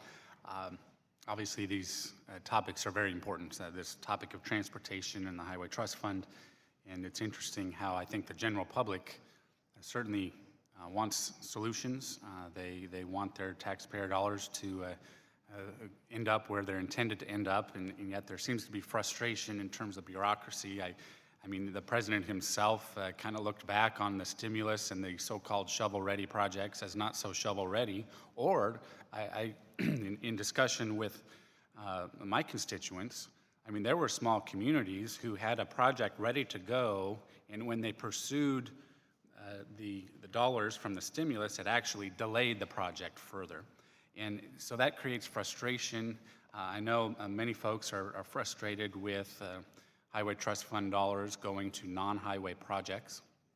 And I was just wondering, Governor, if you could touch on, the use of these dollars.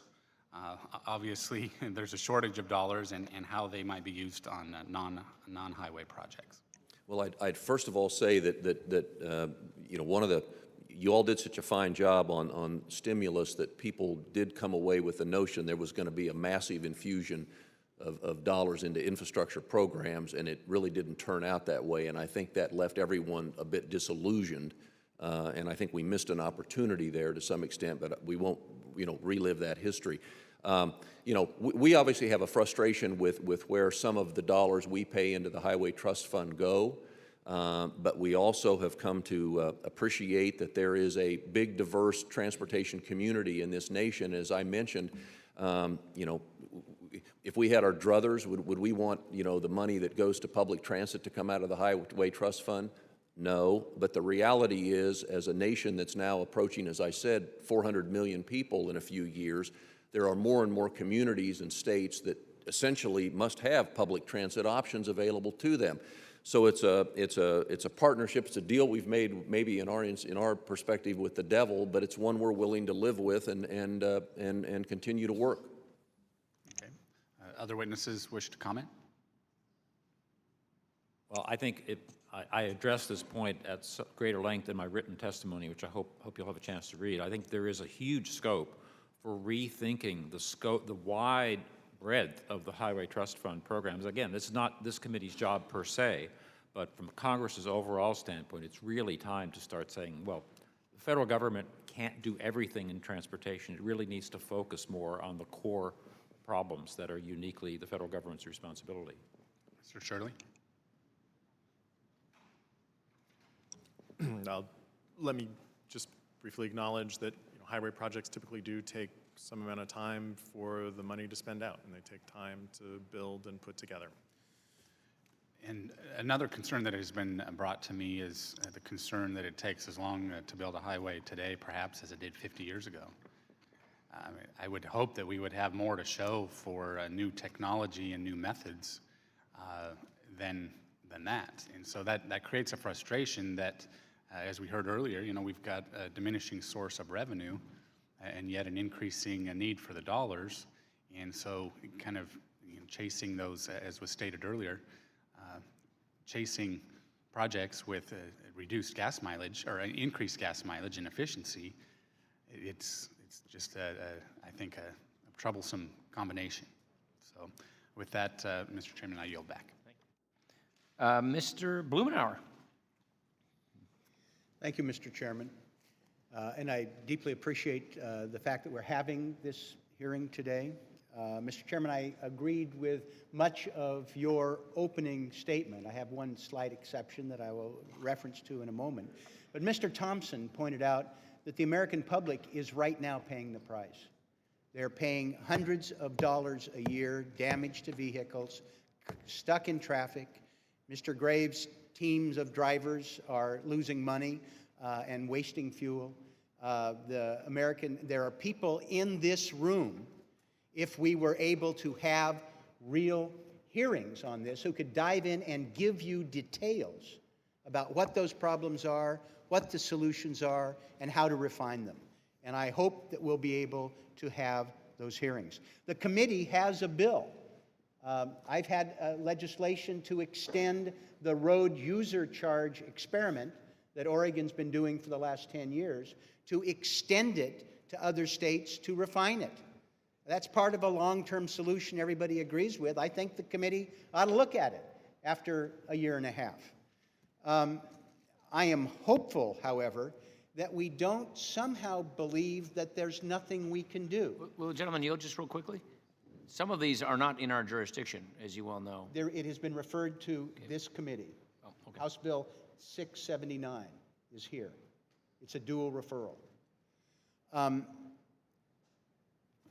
The notion that somehow we can't do anything over the next 6 weeks, I would respectfully suggest is not the case. The gas tax is legislation that is well known. It's not hard. It's simple.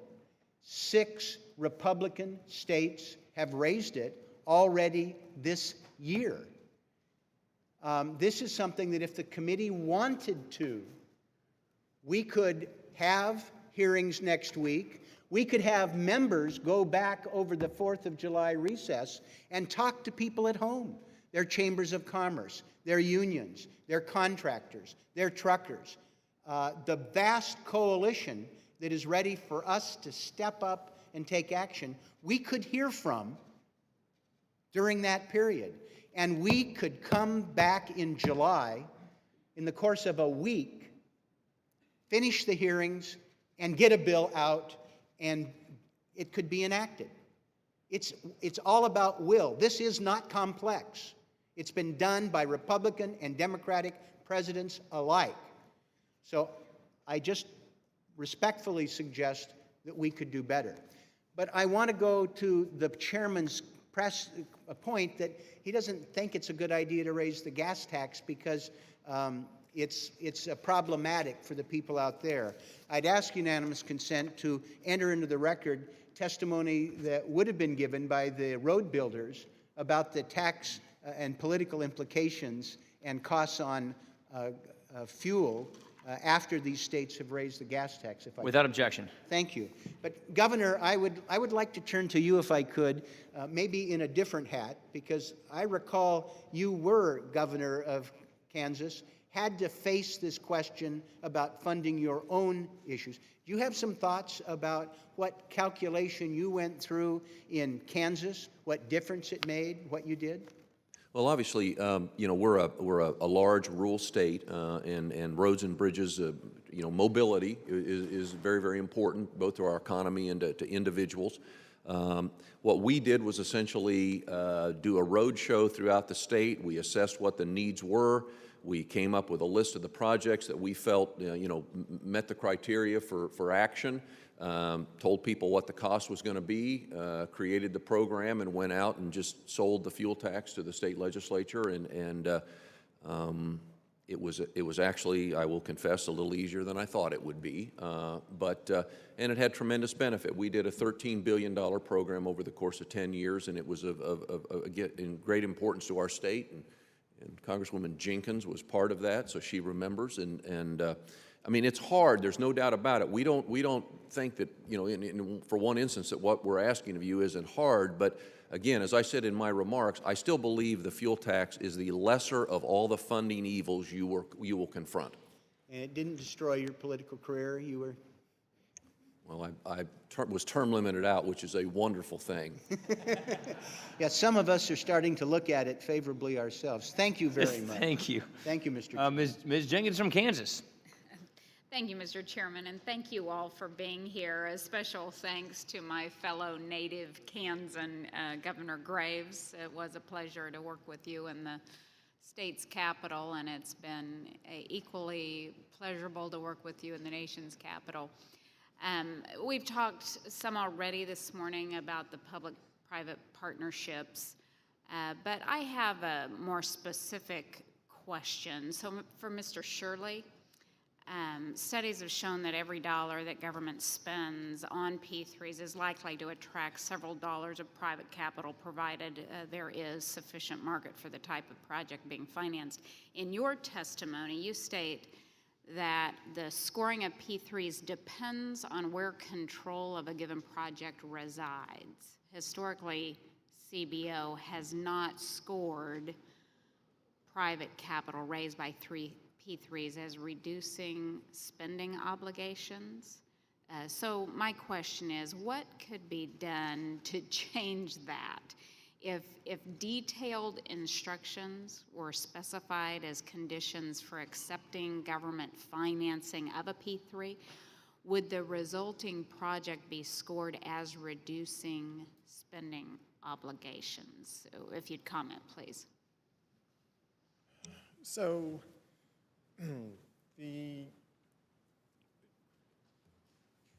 one comment, certainly at one level, the rules that are established for scoring legislation could be changed by lawmakers. Another comment would be spending by private parties is not something that's scored. So whatever sort of private capital happens to be spent on highways or infrastructure is not something that the CBO would score. So if we gave you specific instructions, then you would include that in scoring. We would get credit for that. Is that what you're telling me? Ultimately, I would discuss and with some of my colleagues their understanding of the scorekeeping requirements. But yes, my understanding is that the Congress has the ability to alter scorekeeping rules if it so desires. Okay. Obviously, Kansas roads and bridges are important to the good people of Kansas. We have a strong commitment to that, but sometimes the scoring in this town gets in the way of making good decisions, and so we'd be happy to work with you on that, and again, appreciate your time. I yield back. Thank you. Now we're in the 2-to-1 cycle, so we'll go to Mr. Paulson. Thank you, Mr. Chairman. And the topic of the hearing, we've kind of exhausted, I think, some of the focus on the long-term financing connection to the Highway Trust Fund. But and there are other options that are outside of our jurisdiction, as was just mentioned a little while ago. And one I think is worth mentioning is in Congressman Tim Murphy and Congressman Tim Walz, a bipartisan effort, and I've been a part of the effort in past years as well, focuses on more outer continental shelf exploration, our energy resources, and then dedicating those royalties and those monies to transportation. In fact, I think the score was something like the largest investment in U.S. infrastructure funding in the history of the country. So I think that's absolutely something that we do need to look at that hasn't had as much attention. I think those are probably conservative estimates, and that also looks at locks and dams and bridges and a whole source of our transportation infrastructure. But I want to get into one other point and follow up on what Congressman Teabury had mentioned earlier. And we've had a lot of conversation today that's been centered around the trust fund, obviously, and that's rightly so, but the important other piece of the equation is the regulatory aspect, right? Making sure we have reforms that are in place that are actually channeling the resources in the most efficient and appropriate manner possible, reducing red tape to ensure we're spending money wisely. And a lot of folks recall the tragedy we had in Minneapolis back in 2007 when the I-35 bridge collapsed. And had they rebuilt that bridge using the normal regulatory process and timeline, that was a major artery into the Twin Cities, and it would take like 3 to 5 years to complete. Instead, we were able to cut through a lot of the red tape. We streamlined the regulatory process, all without sacrificing any safety, any quality issues. And the new bridge, it reopened in September of '08, so essentially 1 year from the starting point of when the collapse happened. And furthermore, the cost of the bridge was projected to be something like $350 million, but the final price tag came in at about $234 million. So you save more than $100 million. And Mr. Poole, I'll just start with you, just because you kind of were having a conversation with Mr. Teaberry before. What lessons can we learn from that rebuilding effort in Minnesota that could be applied to similar projects across the country? And what does streamlining the regulatory process mean for individual project costs as well as the greater balance of the Highway Trust Fund in general? Mr. Poole, go ahead. This is not an area that I've really studied and researched, but there are other examples. When the Northridge earthquake happened in Southern California, which I lived through as a resident, a bridge on I-10, the Santa Monica Freeway, collapsed, and it was rebuilt in something like 4 months with 24/7 round-the-clock activity and significant incentive payments for the contractor to get it done expeditiously because it was such a crucial artery. I don't know how the regulatory barriers were gotten around in that case, but that's another good example, along with your I-35 case, that if the barriers are not there, we can do tremendous amount of speedy construction of needed things. So it suggests that this Congress, maybe not this committee per se, but this Congress really needs to do a much better job of environmental and other kinds of regulatory streamlining in the interests of better highway projects. Mr. Graves, I mean, for your members, and I talk to the Associated General Contractors and others that just say, yeah, that should be a model we should be using, actually, in terms of future projects. Do you ever have those conversations with your members? Or well, and with conversations with Chairman Schuster, I know that while everyone's proud of the reforms that were in MAP 21, the chairman would love to take that to the next level, and all the more reason why getting a bill done is, I think, so critically important. Mr. Poole, let me ask one other question, because you mentioned earlier about the trust fund and identifying sort of what are the federal priorities, what are the state priorities, the core focus of what the program should be, the nice-to-haves, et cetera, because the trust fund's been diluted, right? It's been diluted over time and going into all these other different areas. Do you have any sort of sense of what percentage of the trust fund now is not going to highways, bridges, as sort of as originally set up, and just to kind of paint a picture a little bit, every penny, every dollar? There's a GAO analysis that is referenced in my written testimony that says about half of the trust fund is not actually being spent on highway and bridge projects. It's being spent on planning and CMAQ and all kinds of other things that you really need to be, somebody should be really taking a look at to see, is that really the purpose of the program, to do huge numbers of things, and even paying for the safety regulatory agents out of the user fee revenues rather than out of general fund revenues. So half half of the $50 billion is not being spent directly on highway and bridge projects. When you look at the major projects, it's really only about 6% of the total $50 billion. It's actually going to build or rebuild major highway and bridge projects around the country. I mean, I think that is a complete distortion of what the program was set up to be, and it's way overdue to be rethought from first principles. Thank you. Mr. Pasquarello. Hi, Mr. Chairman. We've had a very civil and reasonable discussion up till now. One could almost be lulled into some sense of fantasy. I think, Mr. Chairman, with all due respect, that I don't sense, maybe you do, a sense of urgency about funding transportation, because I'm glad Governor Graves is here today. we're missing governors that stand up nowadays. Because I'm going to ask him a question afterwards about devolution, because there is a movement, as you know, afoot to move all of these responsibilities, graduated, of course, to the states. Now, when we look at the states and their trust funds, it's also very interesting. In fact, there are 3 states, Montana, Tennessee, and Arkansas, who just delayed projects this summer due to federal uncertainty. Well, if they come and listen to this discussion today, they would say, no kidding, no kidding. So I see a lot of familiar faces here today, great faces, good people among the guests, advocates from the construction industry, from engineers, chambers of commerce, transportation advocates are highway users like Governor Graves, the truckers, our transit users, engineers, and our highly skilled construction labor force. Because we are talking about jobs here. And this is not make work. This got to be done. So they bring their members into our offices time and time again. They track us down the hallways.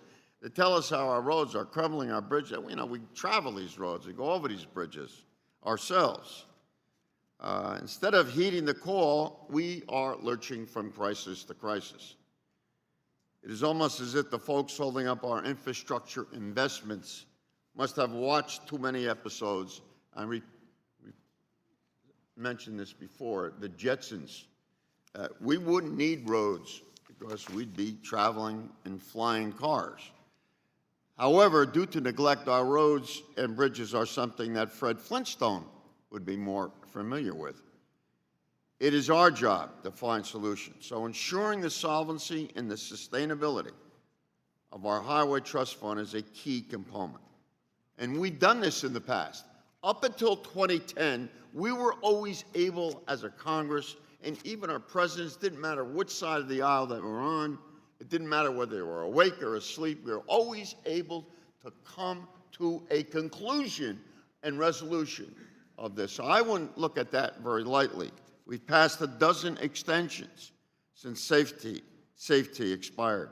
We made 8 infusions of general fund dollars. Dangerous, as you pointed out. My colleague, Jim Renacci, and I have presented a bipartisan plan to fund the Federal Highway Trust Fund in a sustainable way. From the chambers of commerce to the unions, collective bargaining, they've all agreed that this is the way to go. 2 things, a short-term solution, indexing the gas tax for inflation, which would probably mean about ½ cent per gallon. Let's talk, why are we afraid to touch the live wire here? Why are we afraid to do this when it must be done, or come up with another solution? So for the long term, Mr. Renacci and I have suggested we put a bicameral, bipartisan commission together to work for 16 months on a plan or plans that would come before the Congress, and we would have a long-term plan. Now that indexing the gas tax gets us about $27.5 billion over 10 years, and we would have at least the beginning. At least we've done something tangible instead of talking the damn thing to death. Once that funding runs out, Congress has a choice. We can either adopt the Commission's plans to fund our highway bill or come up with our own plan. Now, I got to ask you one question. I only got a few seconds left. Let it hang in the air. What do you think about devolution, Mr. Graves? I think devolution is a huge mistake, and I don't think the states are ready for it. Couldn't accept it anyway. You know, Thank you. Thank you. Time for the gentleman has expired. Mr. Marchant. Thank you, Mr. Chairman. Thank you. Thank you, Mr. Chairman. In Texas, we use private activity bonds mainly on our very largest projects. So in talking to our highway commissioners, their question is what is the future of private activity bonds? What's the prospect of raising the amount? And is it going to be a long-term part of our solution, or is this just something that was used to stimulate some temporary growth? I'll let each.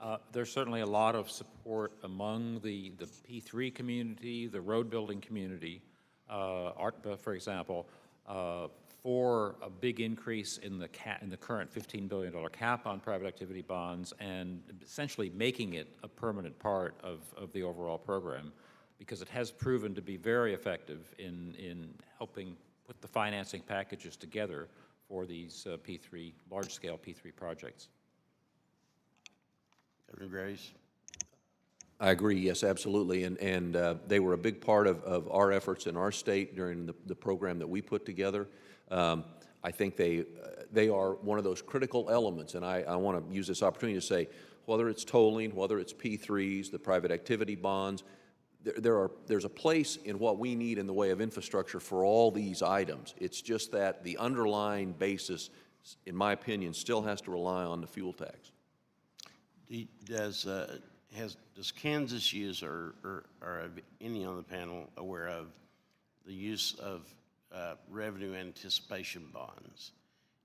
Are revenue anticipation bonds a key part of, was it a key part of your road program in Kansas, Governor? I believe it was, yes. We had some certainty at the time of what the federal funding stream was going to be, and I believe that was what underscored our effort to raise the state fuel tax in order to have the money to meet the match up with the federal money in the anticipation of bonding's a big part of our program. So you would contractually set aside your federal funds that were coming in? Yes. They couldn't be touched, planned for. So states generally don't have a problem with that concept, do they? Not that I'm aware of. So if you were trying to stimulate long-term capital growth, not repairing potholes, not repairing, but going in and putting in relatively new long-term systems, if you raised the gas tax and then required that the raised amount of the gas tax, say a penny or 2 pennies, had to be dedicated to only revenue anticipation bonds, where you would get an immediate flush of new bonding and new activity that would make, I think, a significant difference across the country. Have you ever given any thought to how your state would have responded to that? Well, I think that in terms of the attractiveness of the bond program, that's clearly something that would make people more inclined to want to make that investment. And I think again, if you're we try to pay for things as we go, if you will, or at least make commitments that we will pay for them as we go. So it makes perfect sense. Thank you. Thank you, Mr. Chairman. Thank you. Mr. Pasquarello, is there a motion you want to make? Yeah, Mr. Chairman, I seek a unanimous consent to introduce a report by the American Road and Transportation Builders Association on the looming Highway Trust Fund crisis. Without objection. Thank you very much. Mr. Reed. Thank you, Mr. Chairman. Thank you to our witnesses today on this important topic. I've been very much interested in this as a former mayor of a small city up in Western New York. I can tell you we look at this issue very closely. And not to echo everything that's already been said, I want to kind of move away from that and maybe get into a more creative way of looking at this, because one of the things coming to Washington that I've tried to commit myself to is not maintaining the status quo, but disrupting this place and seeing if there's new ways to skin the cat, so to speak. And I understand, and I've concluded, that this is going to be a multiple of solutions type of process that we're going to have to put together here. One solution is not going to be the panacea for the issue before us. So, Mr. Poole, you spent a tremendous amount of time from the testimony. I see you've been at this issue for quite some time. I've been looking at some international models as alternative sources. For example, looking at the Hong Kong model in particular for mass transit. And I believe they've utilized their underutilized development rights above their mass transit facilities to fund their mass transit structures. That's intriguing to me, because that seems to be a creative way to try to look at this in a way to look at our federal assets potentially that are underutilized and maximize them with new revenue lines that could come in. Do you agree that the Hong Kong model could be an issue, could be a way to address the mass transit issue in particular? Well, the Hong Kong Mass Transit Railway is just about the only urban rail system that is financially self-supporting. It's a government corporation that runs as a business, and a key to that is exactly what you mentioned, is the real estate ownership that system has. And it's a good model if you're starting from scratch. The problem is in a place like Washington, D.C., or New York City, or Chicago, the mass transit system doesn't own the real estate surrounding its stations. So you have to try to come up with imposing after the fact some kind of value capture tax on the real estate that's privately owned adjacent to those facilities. And that's a lot harder to do than if you're starting with a clean sheet of paper and building a system from scratch with the transit agency owning a lot of that real estate. So again, being that this is going to be a piecemeal type of solution that we patch together potentially long term, would not the expansion of mass transit be a possibility, the expansion of these systems? Yes, and that yes. I mean, opportunity the Washington Metro did a little bit of that with the, I think it's the New York Avenue Station, the Gallaudet University. They have some degree of value capture in that new station that was added to the system. So that is a place where the idea could be used. Okay. Yes. So going further, do you have any other examples of creative new lines of financing that we should take a hard look at? And if not, do you know of anybody who's really taken a leadership role nationally or internationally looking at America's infrastructure needs on this issue that you could direct me to? Well, I would suggest reading some work that Professor David Levinson at University of Minnesota has done on rethinking how we organize and pay for urban transit systems. David's a very respected academic who... Any ideas that he could offer that you could give me? Well, I mean, one of his ideas was increased reliance on value capture. Another was on the transit system should be charging something closer to market-level fares, except for low-income people who would get... How about things like, even thinking outside the box and kind of spitballing here a little bit, things like looking at our international, our national right-of-ways in regards to advertising space, advertising royalty payments, those types of things. You see any legitimacy there to explore any further? It's worth looking at any and all of those ideas. How about like looking at the technologies of tomorrow as we get into driverless cars and things like that? Obviously, there's going to be some spectrum space that's going to have to be necessary in order to operate those vehicles. Do you see any value in that underutilized or untapped resource today? Well, the federal government owns a huge amount of spectrum that is not very efficiently used.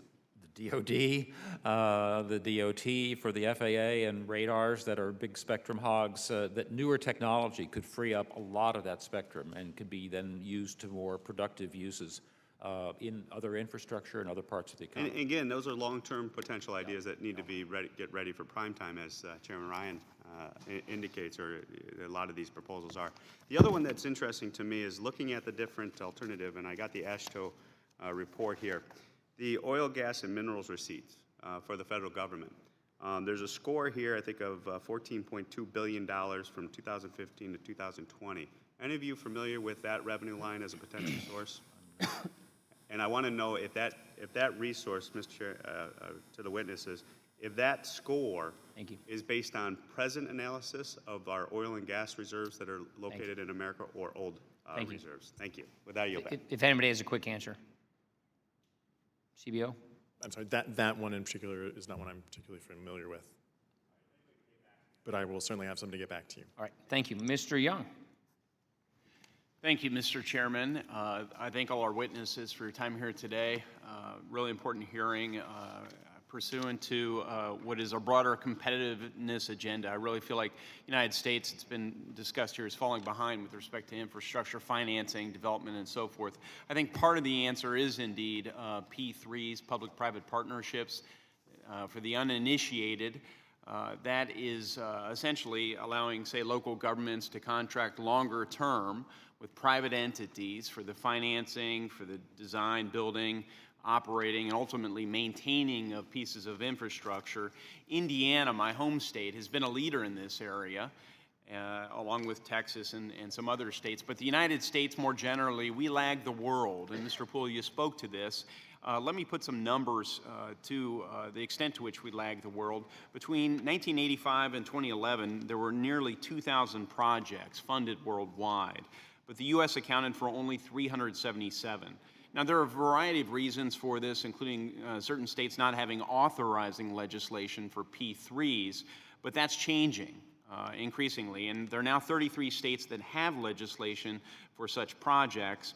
39 have some form of P3 legislation. But one thing I hear again and again from industry and local government, and this relates to the federal government, is that P3s are difficult to get approved locally because of competition with tax-exempt municipal bonds. That's why I agree with testimony today, again offered by you, Mr. Poole. We need to raise the cap on private activity bonds for highways, and we're working on legislation to make that happen along with some of our colleagues. We need to allow a very limited amount of P3s, I think, in the public building space to utilize tax-exempt financing. And I also think we should remove restrictions to allow more of what is known as infrastructure recycling. And without getting into the details of that, I would just offer into the record an article from the Wall Street Journal that explains this concept. I ask for unanimous consent. Now, I understand, as does everyone here, that P3s aren't a panacea. They're not going to take care of all of our infrastructure financing needs, and ultimately those bonds need to be paid off, whether that is a prescriptive model driven from Washington, D.C., or instead left up to the states or some combination thereof. But with all of that laid out there, and with 2 minutes remaining, I want to ask Mr. Poole that I often hear from some of my colleagues that PABs, or public activity bonds, are suboptimal because they allow the creation of infrastructure that doesn't serve a public purpose. Now, it's my understanding that there have been some special programs in response to, say, natural disasters, where the emphasis was to get money out the door. But beyond those sorts of in extremis situations, are you aware of any instances where infrastructure has been created under PABs that don't serve a public purpose in recent years? Not that I'm aware of. Certainly in the PABs that were authorized for surface transportation projects, those have to meet strict criteria, and they're all can only be authorized for a state to issue them on behalf of a P3 project if the U.S. DOT's Credit Council approves them as meeting the requirements of the statute that says that for serving the public interest, I think 90% of the users has to be benefiting members of the public, and they're all doing that as far as I can tell. Thank you. Beyond that misunderstanding, which I sense it's also a misunderstanding, do you agree with concerns that I've heard from numerous local governments in Indiana and even some folks outside my own state, that one of the main inhibitors to the use of P3 models, delivering oftentimes below cost, ahead of projected schedule, and delivering great important services with private capital at a time of constrained resources, is one of the main concerns competition with munis, which don't allow private sector engagement? Well, there has been some tension in a few states between government toll authorities and private sector, whereas the government toll authorities believe, this was true particularly in Texas, they should have first pick of projects and not let the private sector come in and take them. That's the only kind of problem of that sort that I've noticed, at least. And that it's only been really in Texas that that's been a problem. In Florida and Virginia, it has not come up. But this dynamic is a real one. It is a real one. Tax-exempt munis and then which don't allow private sector engagements. All right. Thank you. Thank you, sir. Thank you. Mr. Kelly. Thank you, Chairman, and thank you to all our witnesses. Now, I know we talk about this, we don't want to make it political, but as everything in this town is, everything is political. Just to set the record straight and not to get into type of an argument, it's interesting that when the minority was in the majority, they actually extended this, I think, in that short time period. When you're in the majority, short-term extensions, I think 8 times. And so when it comes to whether you want to use the term kicking the can down the road or putting something off until a better time, I just don't want to make it too disingenuous about what's going on. And I agree with what you say, Governor. It takes a really strong governor to raise gas taxes. Our former Governor Corbett in Pennsylvania did that. He's no longer governor. Pennsylvania has the highest state tax when it comes to gas. And back when I'm home, there's nobody I talk to that says, I want better roads, I want better bridges, I want better railroads, I want better waterways, I want everything to be much better. And say, that's fine, who do you think should pay for it? And they said, the government. And I said, fine, you know where the government gets its money, and they'll say, they got all kinds of it. I said, yeah, but they get it from you. So then it becomes a matter of, and Mr. Poe, I really liked your analysis talking about how we would get to that, and I think your term is users and beneficiaries. But the truth of the matter is, payers and users, the end game for all of this is the consumer. I don't care what it is. I don't care what we talk about in this town when it comes to who's going to pay for everything. Make no mistake, whether it's a good or a service, it is the final consumer who pays for it. And that's where the money comes from. I liked your idea on the, I think Mr. Neal had talked about on the bonds, because I think you get more of the private sector engaging in something where there is a positive ROI and it's an upscale. Everybody wins under that situation. Listen, I don't think there's any lack of recognition of where we are in this, but it really is. As much as we'd like to say it shouldn't be partisan and it shouldn't be political, it is totally partisan, it is totally political, and it is totally the end to your career here. If you choose to raise taxes, though well-intended, and used for the general public's welfare, the interpretation will be that you are a tax and spend guy or girl who just wants to keep raising taxes so the government can keep paying for it. I know in my home state of Pennsylvania, I'm going to repeat it, I mean, everybody wants better roads, better bridges, rivers, everything else. Not only the Highway Trust Fund, but the Harbor Maintenance Trust Fund. Everybody who puts into that says, you know what, I don't mind putting in more if the funds would stay dedicated to the reason I put it in. And I think until we learn to do that here, it's going to be very difficult. You know, we have college education or things. We set money aside for our kids for college. And then we have a hot summer and we decide to put a pool in and we get the money from the kids' college education fund. Then when it's time for them to go to school, we say, gosh darn it, you know, I hope you had fun in the pool because you're not going to school. Mr. Poole, what else could we do? And break it down for me, because you said, and if I understood you correctly, and I read your testimony, in the Highway Trust Fund, we use funds out of that for a lot of other programs to fund them, that this is the only fund that does that. Is that correct? I have not studied the other transportation trust funds to a significant degree, but I think the diversion to not building highways and bridges and transit systems of half of the trust fund money strikes me as extreme, and I don't see that happening with the aviation trust fund that I do know a lot about. So I think it's really time for Congress to take a hard look at that. And so part of the answer, I mean, obviously we need to invest more in this country in transportation, but part of the answer is to spend wisely and spend it on the core priorities and not try to be all things to all people. Federal government,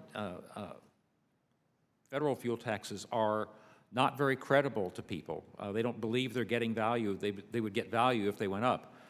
Most of the states are able, the state DOTs and governors are able to come up with a credible package and persuade their voters that they'll really get something out of it. But that is the key, and I think the governor says he went around his state proving to people this is a good investment and there's a great return on this investment. That's the gap that we face, really.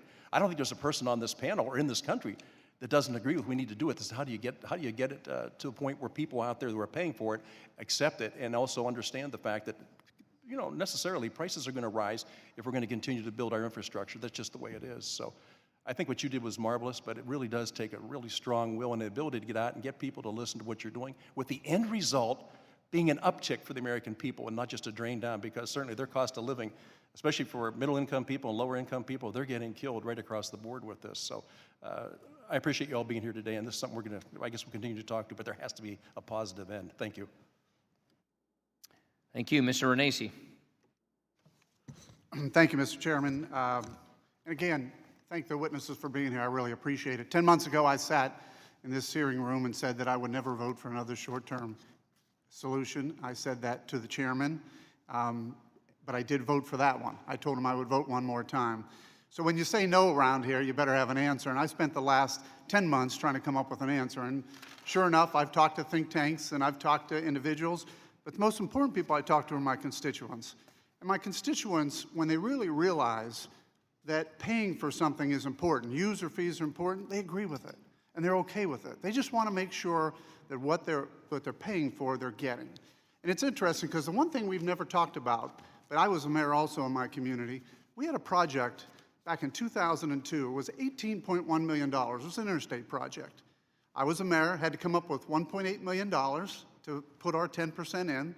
That money is now still sitting there 12 years later, and that project today is over $30 million. And that's the number we never talk about. The delay and the delay and the delay and the upward cost. And that's why these short-term fixes are not the answer. We have to make sure that we look at what's going on in the real world. So I also talked to my constituents, brought to my Tea Party people, and everybody's afraid of the Tea Party. I brought them all in. I said, well, I have a bill. That bill indexes the user fee. Are you for it or against it? First they were against it till I explained it to them. You know then what they said to me? Quit going to the general fund, quit going in there and taking dollars, because what you're doing is you're passing it on to our children and grandchildren, and what I'd be willing to do is pay a user fee as long as I get my roads and bridges fixed. Amazing. One person said to me, I just busted a rim, cost me $400, and it would only cost me a couple pennies a year, so I don't bust my tire. The average driver costs them $200 and some per year in repairs. Truck drivers, I'm sure it costs them. So we have to come up with a long-term solution. We can't continue to go down this path.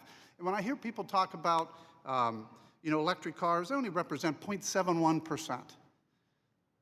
We've got to start. When I hear people saying we have more miles per gallon, absolutely, we have more drivers. 23% more drivers since 1980. So if you start using statistics here, we've just got to come up with an answer, because statistics, I've learned a long time, you can use them in your favor or against you. Now, what I heard from all three of you, and I hope you will answer this, you all agree that user fees are the answer, correct? Every one of you? User fees provide certainly good incentives. Right. In fact, Mr. Poole, economically. you say using general fund and other non-transportation revenues to bail out the Highway Trust Fund undercuts the integrity of the user pay, user benefit principle.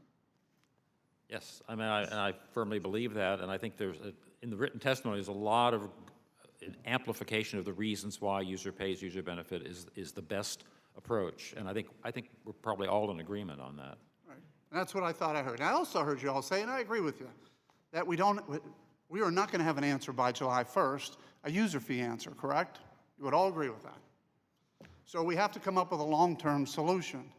Now, Mr. Pasquale mentioned a bill that he and I have. And quite frankly, it does give us 18 months by indexing the user fee. But a lot of people don't realize in that bill is that bipartisan bicameral committee can eliminate that index. If they think there's another answer, they can go and credit it. So it's not really an increase. It's a short-term solution. Now, Mr. Poole, you also mentioned, and I heard in your oral testimony, that we should stay with a user-based system, but we should modify it to get to what you believe is a vehicle miles driven tax, correct? Correct, yes. So some modification of the current user fee would get us there, correct?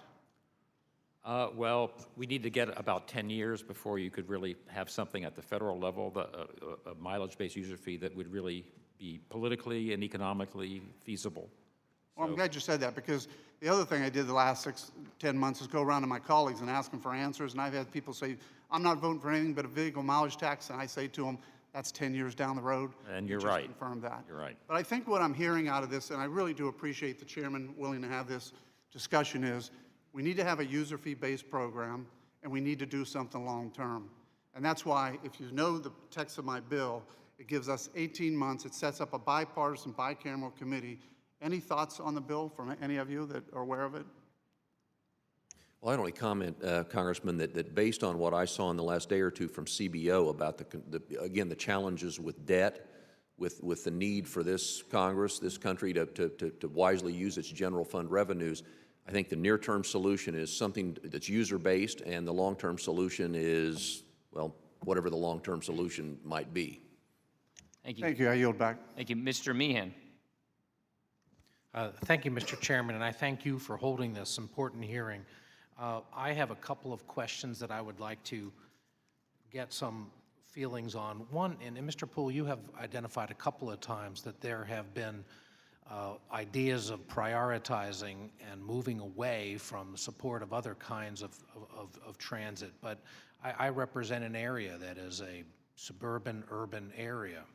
36.7 million trips last year that were taken on that. And in fact, the regional rail, which has not been invested in other regions, part of the problem in California, the lack of this regional rail, that which exists has increased by 50% over the last 10 years. And so the utilization rates are up.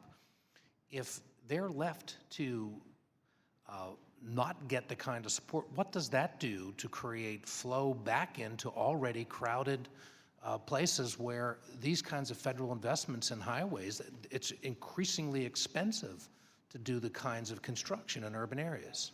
Well, in my testimony, I did not call for eliminating transit from the trust fund, although in principle it is a local issue that eventually I think ought to become, again, a local responsibility like it once was. But there are a lot of other things that could be done. Can you do that if you've got 36.7 million people? Can you make that a local with the cost? Well, I think so if you look at more cost-effective approaches and a combination of an improved design of a bus system, outsourcing competitively to bus operators, and a big push for bus rapid transit, which is a lot more cost-effective in most cases than passenger rail, could significantly reduce the cost while increasing the service that a You transit take system passenger provides. rail and you're coming from, you can get into town in 22 minutes. The same bus ride's an hour and 25 minutes. Well, there are ways, if your freeways have express lanes, express Where do you bus put an service- express lane? Have you driven in New York lately? I have not driven. I try not to drive when I'm in Let New me York. ask a question, just one other thing, and I appreciate that. I have questions about vehicle miles traveled, and I think it's a fascinating concept, but I also bring a history in some other areas, working on matters associated with privacy and other kinds of issues with cyber. How does this work? And those of you who have spent time, will Americans buy into the idea of having the government track everywhere they're driving? No, they won't, and that's why that's not the solution. Oregon, I think, is doing the most important pioneering work, and I give some examples in the written testimony. There's a whole array of options, including an all-you-can-drive option, where when you pay your annual vehicle registration fee, you pay a fee that's your mileage charge for the year. Another simple one is you have your odometer read. If your state has an annual vehicle inspection or a smog check inspection, they read your odometer then, and you pay a per-mile fee based on how many miles you've driven. There are low-tech options that use cell phone towers to tell the general area where you're in. If you at a state border where you need to know how many miles you owe to New Jersey and how many to New York, cell phone tower can, without tracking exactly where you drive, but just which side of the border you were on. So there's a lot of options, and that's why we need pilot programs. We need a lot more research to figure out how to do this in ways that are cost-effective and privacy protected. And I think we're in a learning stage right now. Governor, Mr. Shirley, my remaining minute, do you have any insights on VMT? I just on that point, I'd refer back to my submitted testimony in that the estimates, however, are that we've got to figure out how to collect from about 250 million moving vehicles. 250 million, and this will be a government program for the most part. Maybe we can privatize it, but my concern would be is that today we collect fuel tax from about 1,000 payers, and now we want to transition to 250 million. So let's just, again, I agree with the 10-year assessment. It is not ready for prime time and might not be for quite some time. Thank you for your insights. I yield back. Thank you. Mr. Davis, you want to go? Gentleman's recognized. Thank you very much, Mr. Chairman. This has been a very interesting hearing, and I want to thank the witnesses for all of their testimony. You know, we've heard a great deal in terms of options, in terms of possibilities, alternatives, approaches that might be used. I noticed that many people are totally averse to the notion of taxation, that we try and avoid it as much as we possibly can. And when we get down to the bottom line, the ultimate is that the consumer or the people will always be the ones that pay, will always be the ones that pay. I'm thinking of Justice Oliver Wendell Holmes, who suggested that taxation is the price that we pay for a civilized society, meaning that there is no way around it.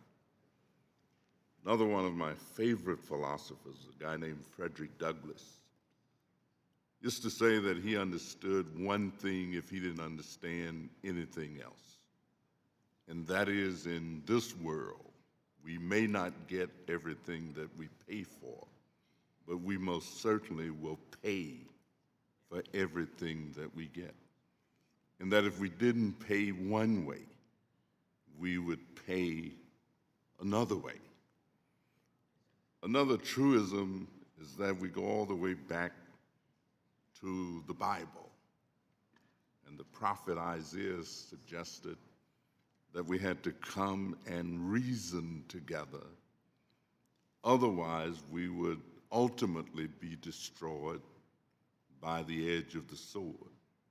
And so as I think of all these philosophical, Lyndon Johnson was fond of saying, there is no gain without some pain, that there's just no way around it.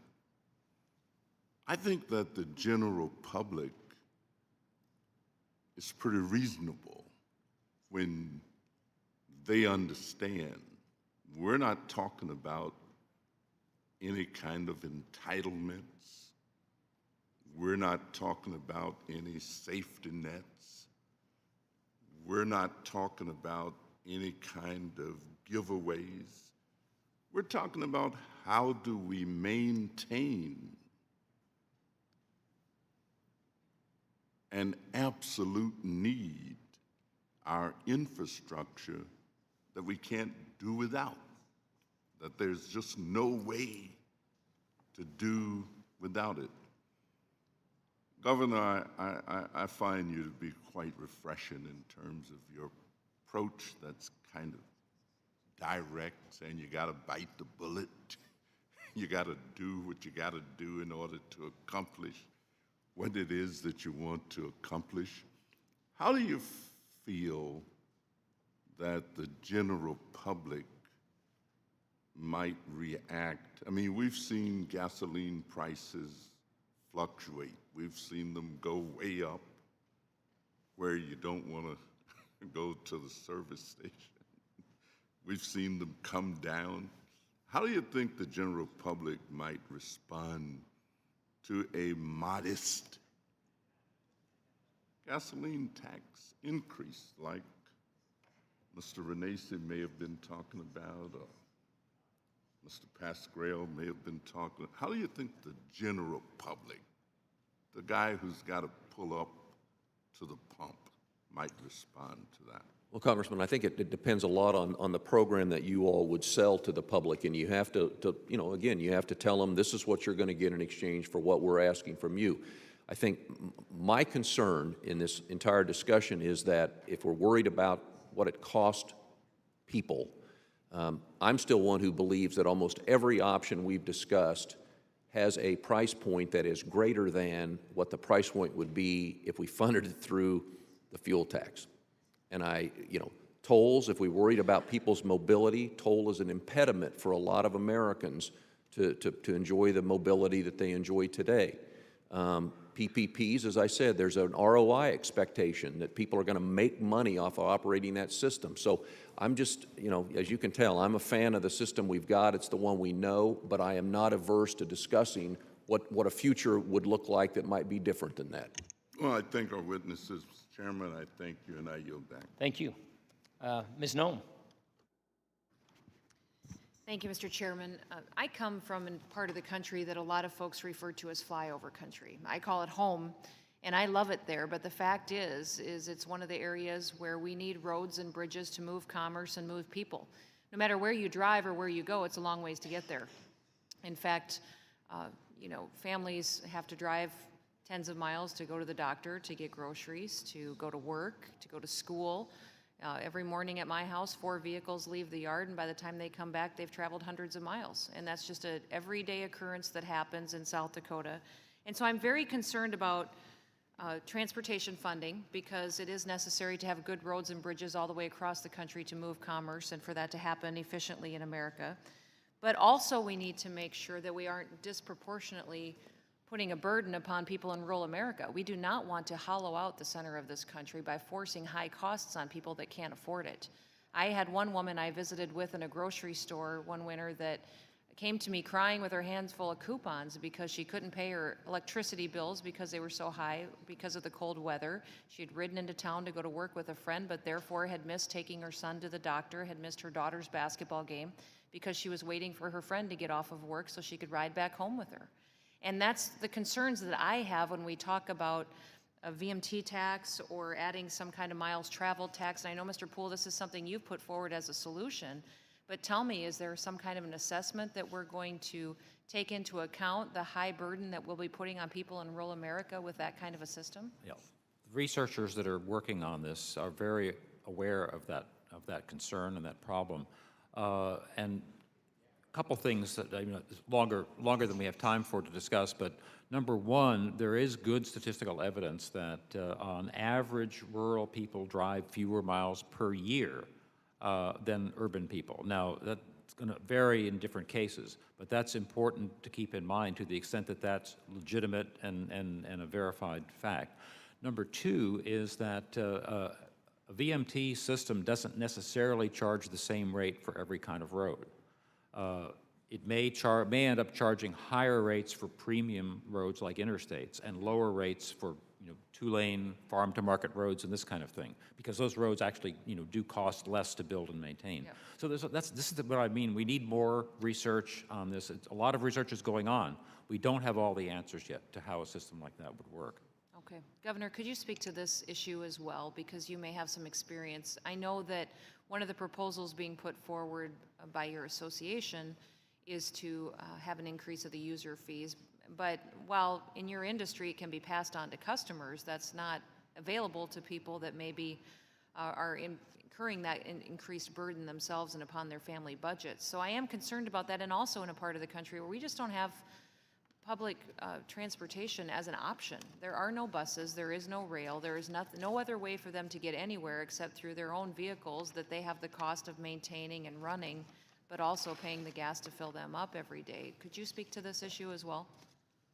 Well, I think that if I understand, as I said earlier in my comments, we're not benevolent. We're going to figure out as commercial operators how to embed within our freight rate cost whatever it is, whether it's an increase in the fuel tax, whether it's tolling, whatever it might be.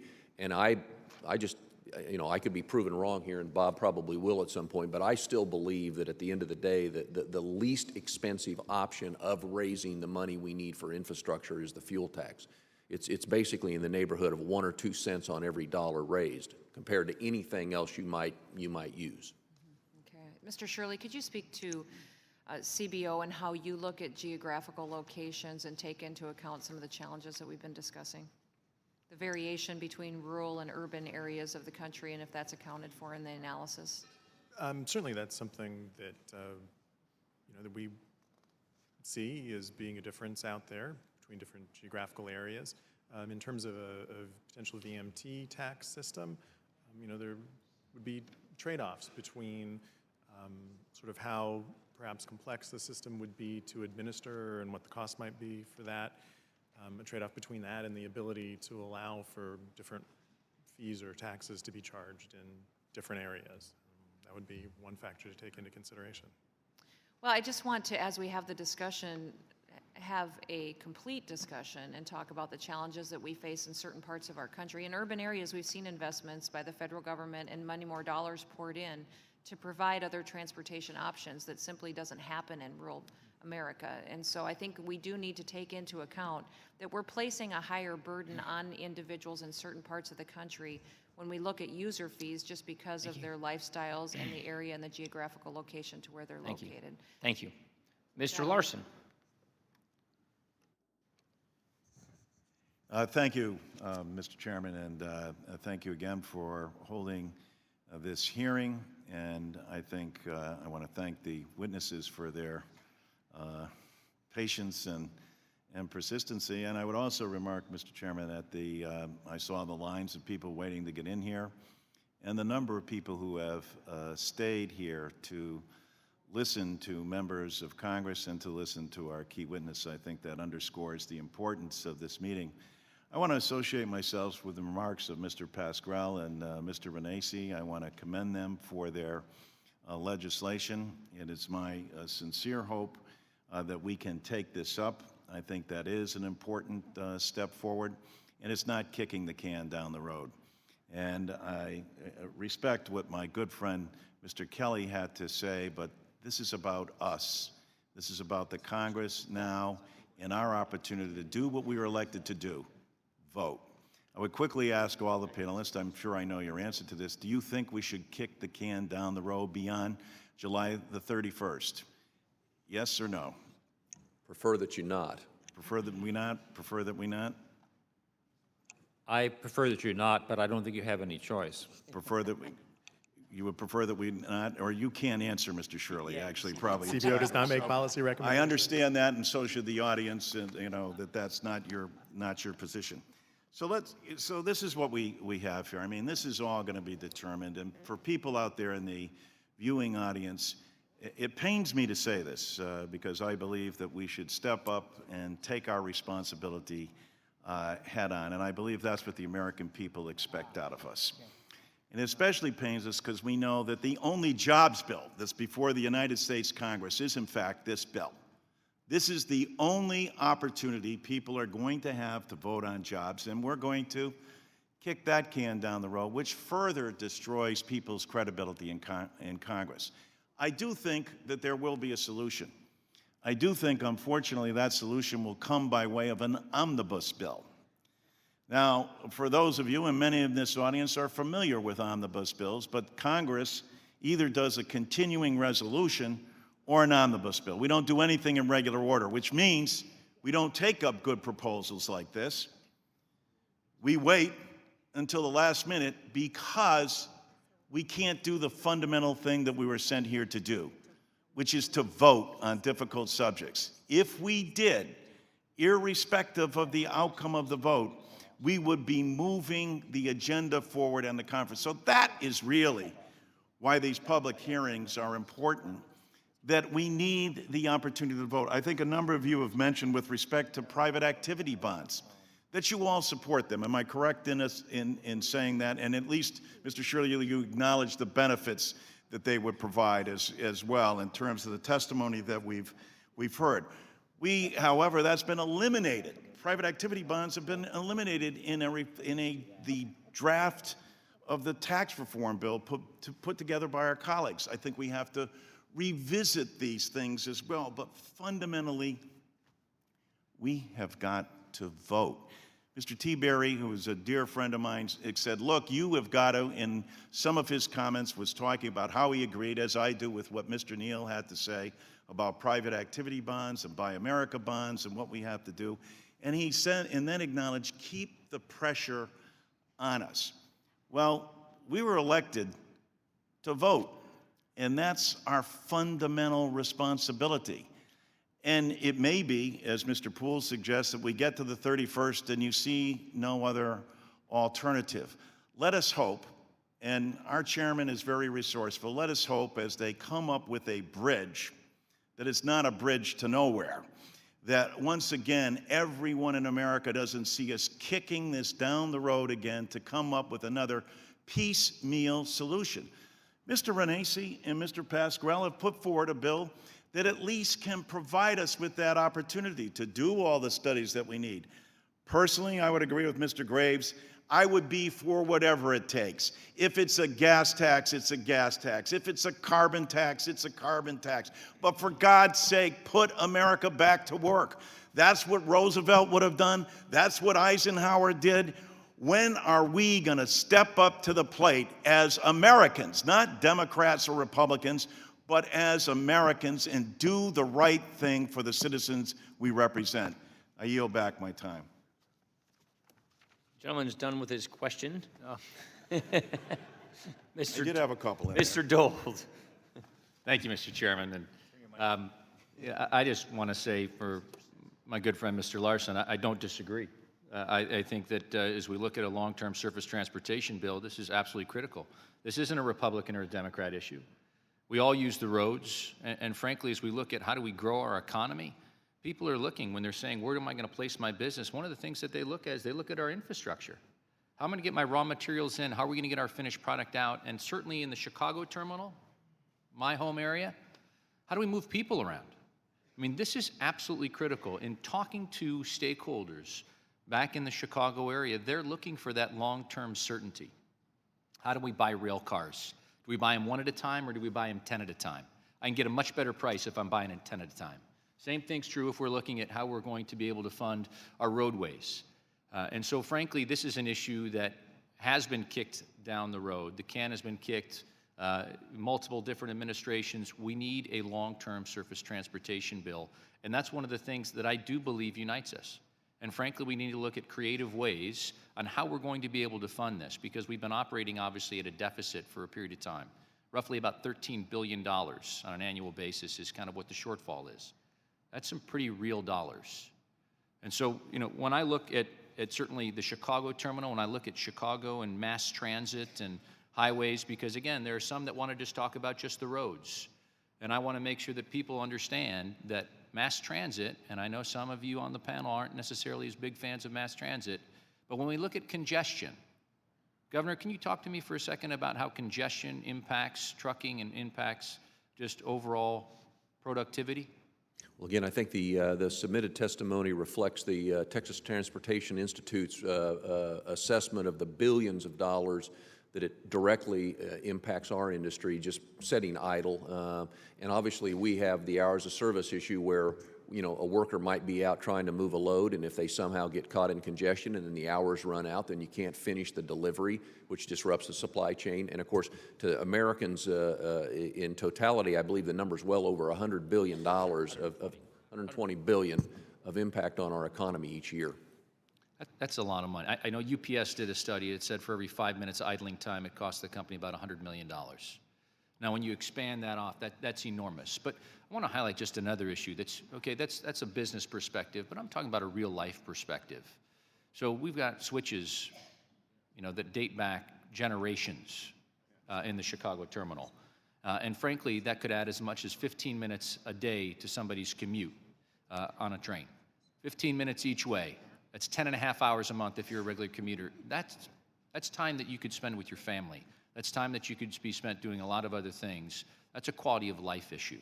And so as we look at these types of things, Mr. Shirley, can you elaborate on the connection between the highway account and the mass transit account within the Highway Trust Fund? Specifically, do drivers on the roads and highways benefit from a robust mass transit network? So, drivers may face congested urban areas. Mass transit may make some contributions to reducing some of that congestion. Yep. It's a may. You think it may reduce? Could you definitively say it absolutely does? Mass transit systems that absolutely do. I can tell you that certainly in the Chicago area, if we got rid of our mass transit system, we'd see an increased congestion of 50% on our roadways. Talking to some of the folks over at Metra, they tell me we'd need an additional 29 lanes of traffic. So, I mean, again, that's a lot of traffic. And so, again, I just want to make sure that as we look at our surface transportation, as we look at this issue, it's going to be enormously important for us to work in a bipartisan fashion to come up with solutions. And frankly, we've got to start thinking outside of the box, because this is something that's not going away. And if we want to grow our economy, if we want to make sure that we're making people productive, this is one of the ways that we can do it. Governor, can you talk to me just a little bit about the importance of freight in the Chicago area? Well, there's, as I said, as our economy grows and the number of people in this country grow, we have a ever-increasing demand for freight movement. And the supply chain has become very, very precise in terms of what their expectations are. The combination of the congestion, the road conditions, has made it very difficult for us to continue to meet some of those expectations, and it is having a very real impact on the economic competitiveness of this country vis-a-vis the rest of the world. No doubt about it. Governor, thank you. Mr. Chairman, my time's expired. Thank you. Ms. Black. Thank you, Mr. Chairman, and I'm going to wrap this up. I think I'm the last one to ask a question today. The discussion has been excellent. This has been a great hearing. I appreciate all the panelists' written materials that you have given to us. I'm going to keep them and reread them because there's so much good material here. I really appreciate, Mr. Poole, that you gave us a little bit of history there. In the 1919 is when the gas tax was originally put in by states, and then in 1959 is when the Highway Trust Fund was begun by the federal government. Those are two little facts that I was not aware of. But as we look at all of the challenges that have been talked about by my colleagues here, we know that the regulations are increasing costs. I think we've got to make sure that as we talk about this, it's not a panacea to say the only solution here is to raise a tax.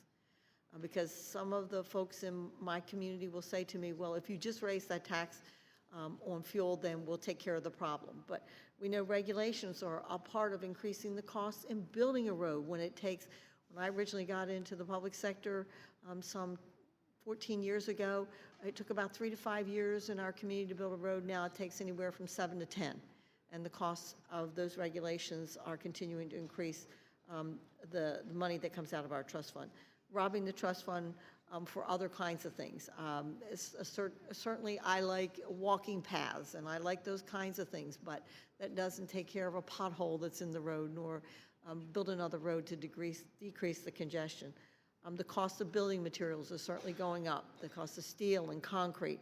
So to have that panacea to say, oh, all we have to do is just raise the gas tax certainly is not the answer to this. There are a whole lot of other things we need to look at. So I want to go to the user pays, the user benefits. And that's certainly how we ought to think about anything that we do, is that when I use something, I ought to have to pay for that.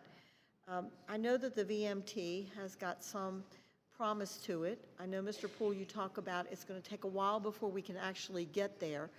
Can you give me an idea of any state that has been doing a pilot project where you've seen things come out of there that we could maybe start with now rather than waiting for 10 years to initiate? Well, I think everybody agrees that Oregon is ahead of most of the other states. They have a 5,000-person pilot program that's going to get underway July 1st. They're using private sector vendors to be the interface for people, so that it's the private sector company that's going to be getting the mileage totals and arranging with the state to get the rebates for the fuel taxes that people are paying their per mile charge instead of the fuel tax. They're also giving people a set of choices of how they want to pay. And that's a little more detail in my written remarks. But I think they've learned a couple things. One is that it's really important that there be choices. Number two, we need a lot more trying out of different methods to see which ones people like, which ones don't, which ones cost too much, and which ones are economical. There's also going to be, to go to Governor Graves' comments about the cost of collecting on very large-scale volumes. At the scale of Oregon, they're looking at maybe 3 to 4% of the revenue needing to be on cost of collection once it were rolled out to the entire state population. Now, that's more than the 1 or 1.5% fuel tax, but it's not like the old tolling that was 20 to 30% of the revenue that was needed for manual cash toll collection. So there's potential there for these things to be economically doable, but we really don't know enough yet to do anything certainly at the federal level in the next year or two, for sure. Maybe sooner than 10 years, but that depends on how much is learned on pilot projects. in the next maybe 3 or 4 years. What is the length of their pilot project when they expect to be able to get some good information that could be shared? You know, I'm not absolutely sure. It's at least a year in Oregon, and California is designing theirs, probably going to be modeled on the Oregon one, but it'll be at least a year and possibly 2. And I know my time is running out, but I think there is also some discussion that could be had on more toll roads when you consider the amount of congestion that takes place on the roads that obviously are very busy roads, that there's got to be an alternative, because sitting there for that amount of time, I know, Mr. Graves, you talked about how that costs the trucker that sits in that traffic. If there were an alternative, would that cost of that alternative be better than them sitting for that amount of time and not delivering their product, interrupting the supply chain, and then also the cost of the driver sitting there when he could be on the clock actually delivering the product. Thank you, Mr. Chairman, for this was a great hearing. Thank you. Thank you, the gentlelady. Gentleman from Connecticut, did you have a UC you wanted to make? Yes, thank you, Mr. Chairman. Thank you for the opportunity for unanimous consent. I would like the witnesses, I'm sure you're probably familiar with the Hamilton project and a number of the recommendations that they've put forward. I would like to submit their summary to you and ask if you could respond to that. I know we don't have the time today. If you could respond with your to their various notions that they've put forward. Thank you so much. Yep, thank you. This concludes the hearing. I want to thank the three of you, known experts in your field. This is very informative. You can tell that members on both sides of the aisle have a lot of passion for this issue. We're in search of solutions. I want to thank you for spending such a good amount of your time with us today. This concludes our hearing.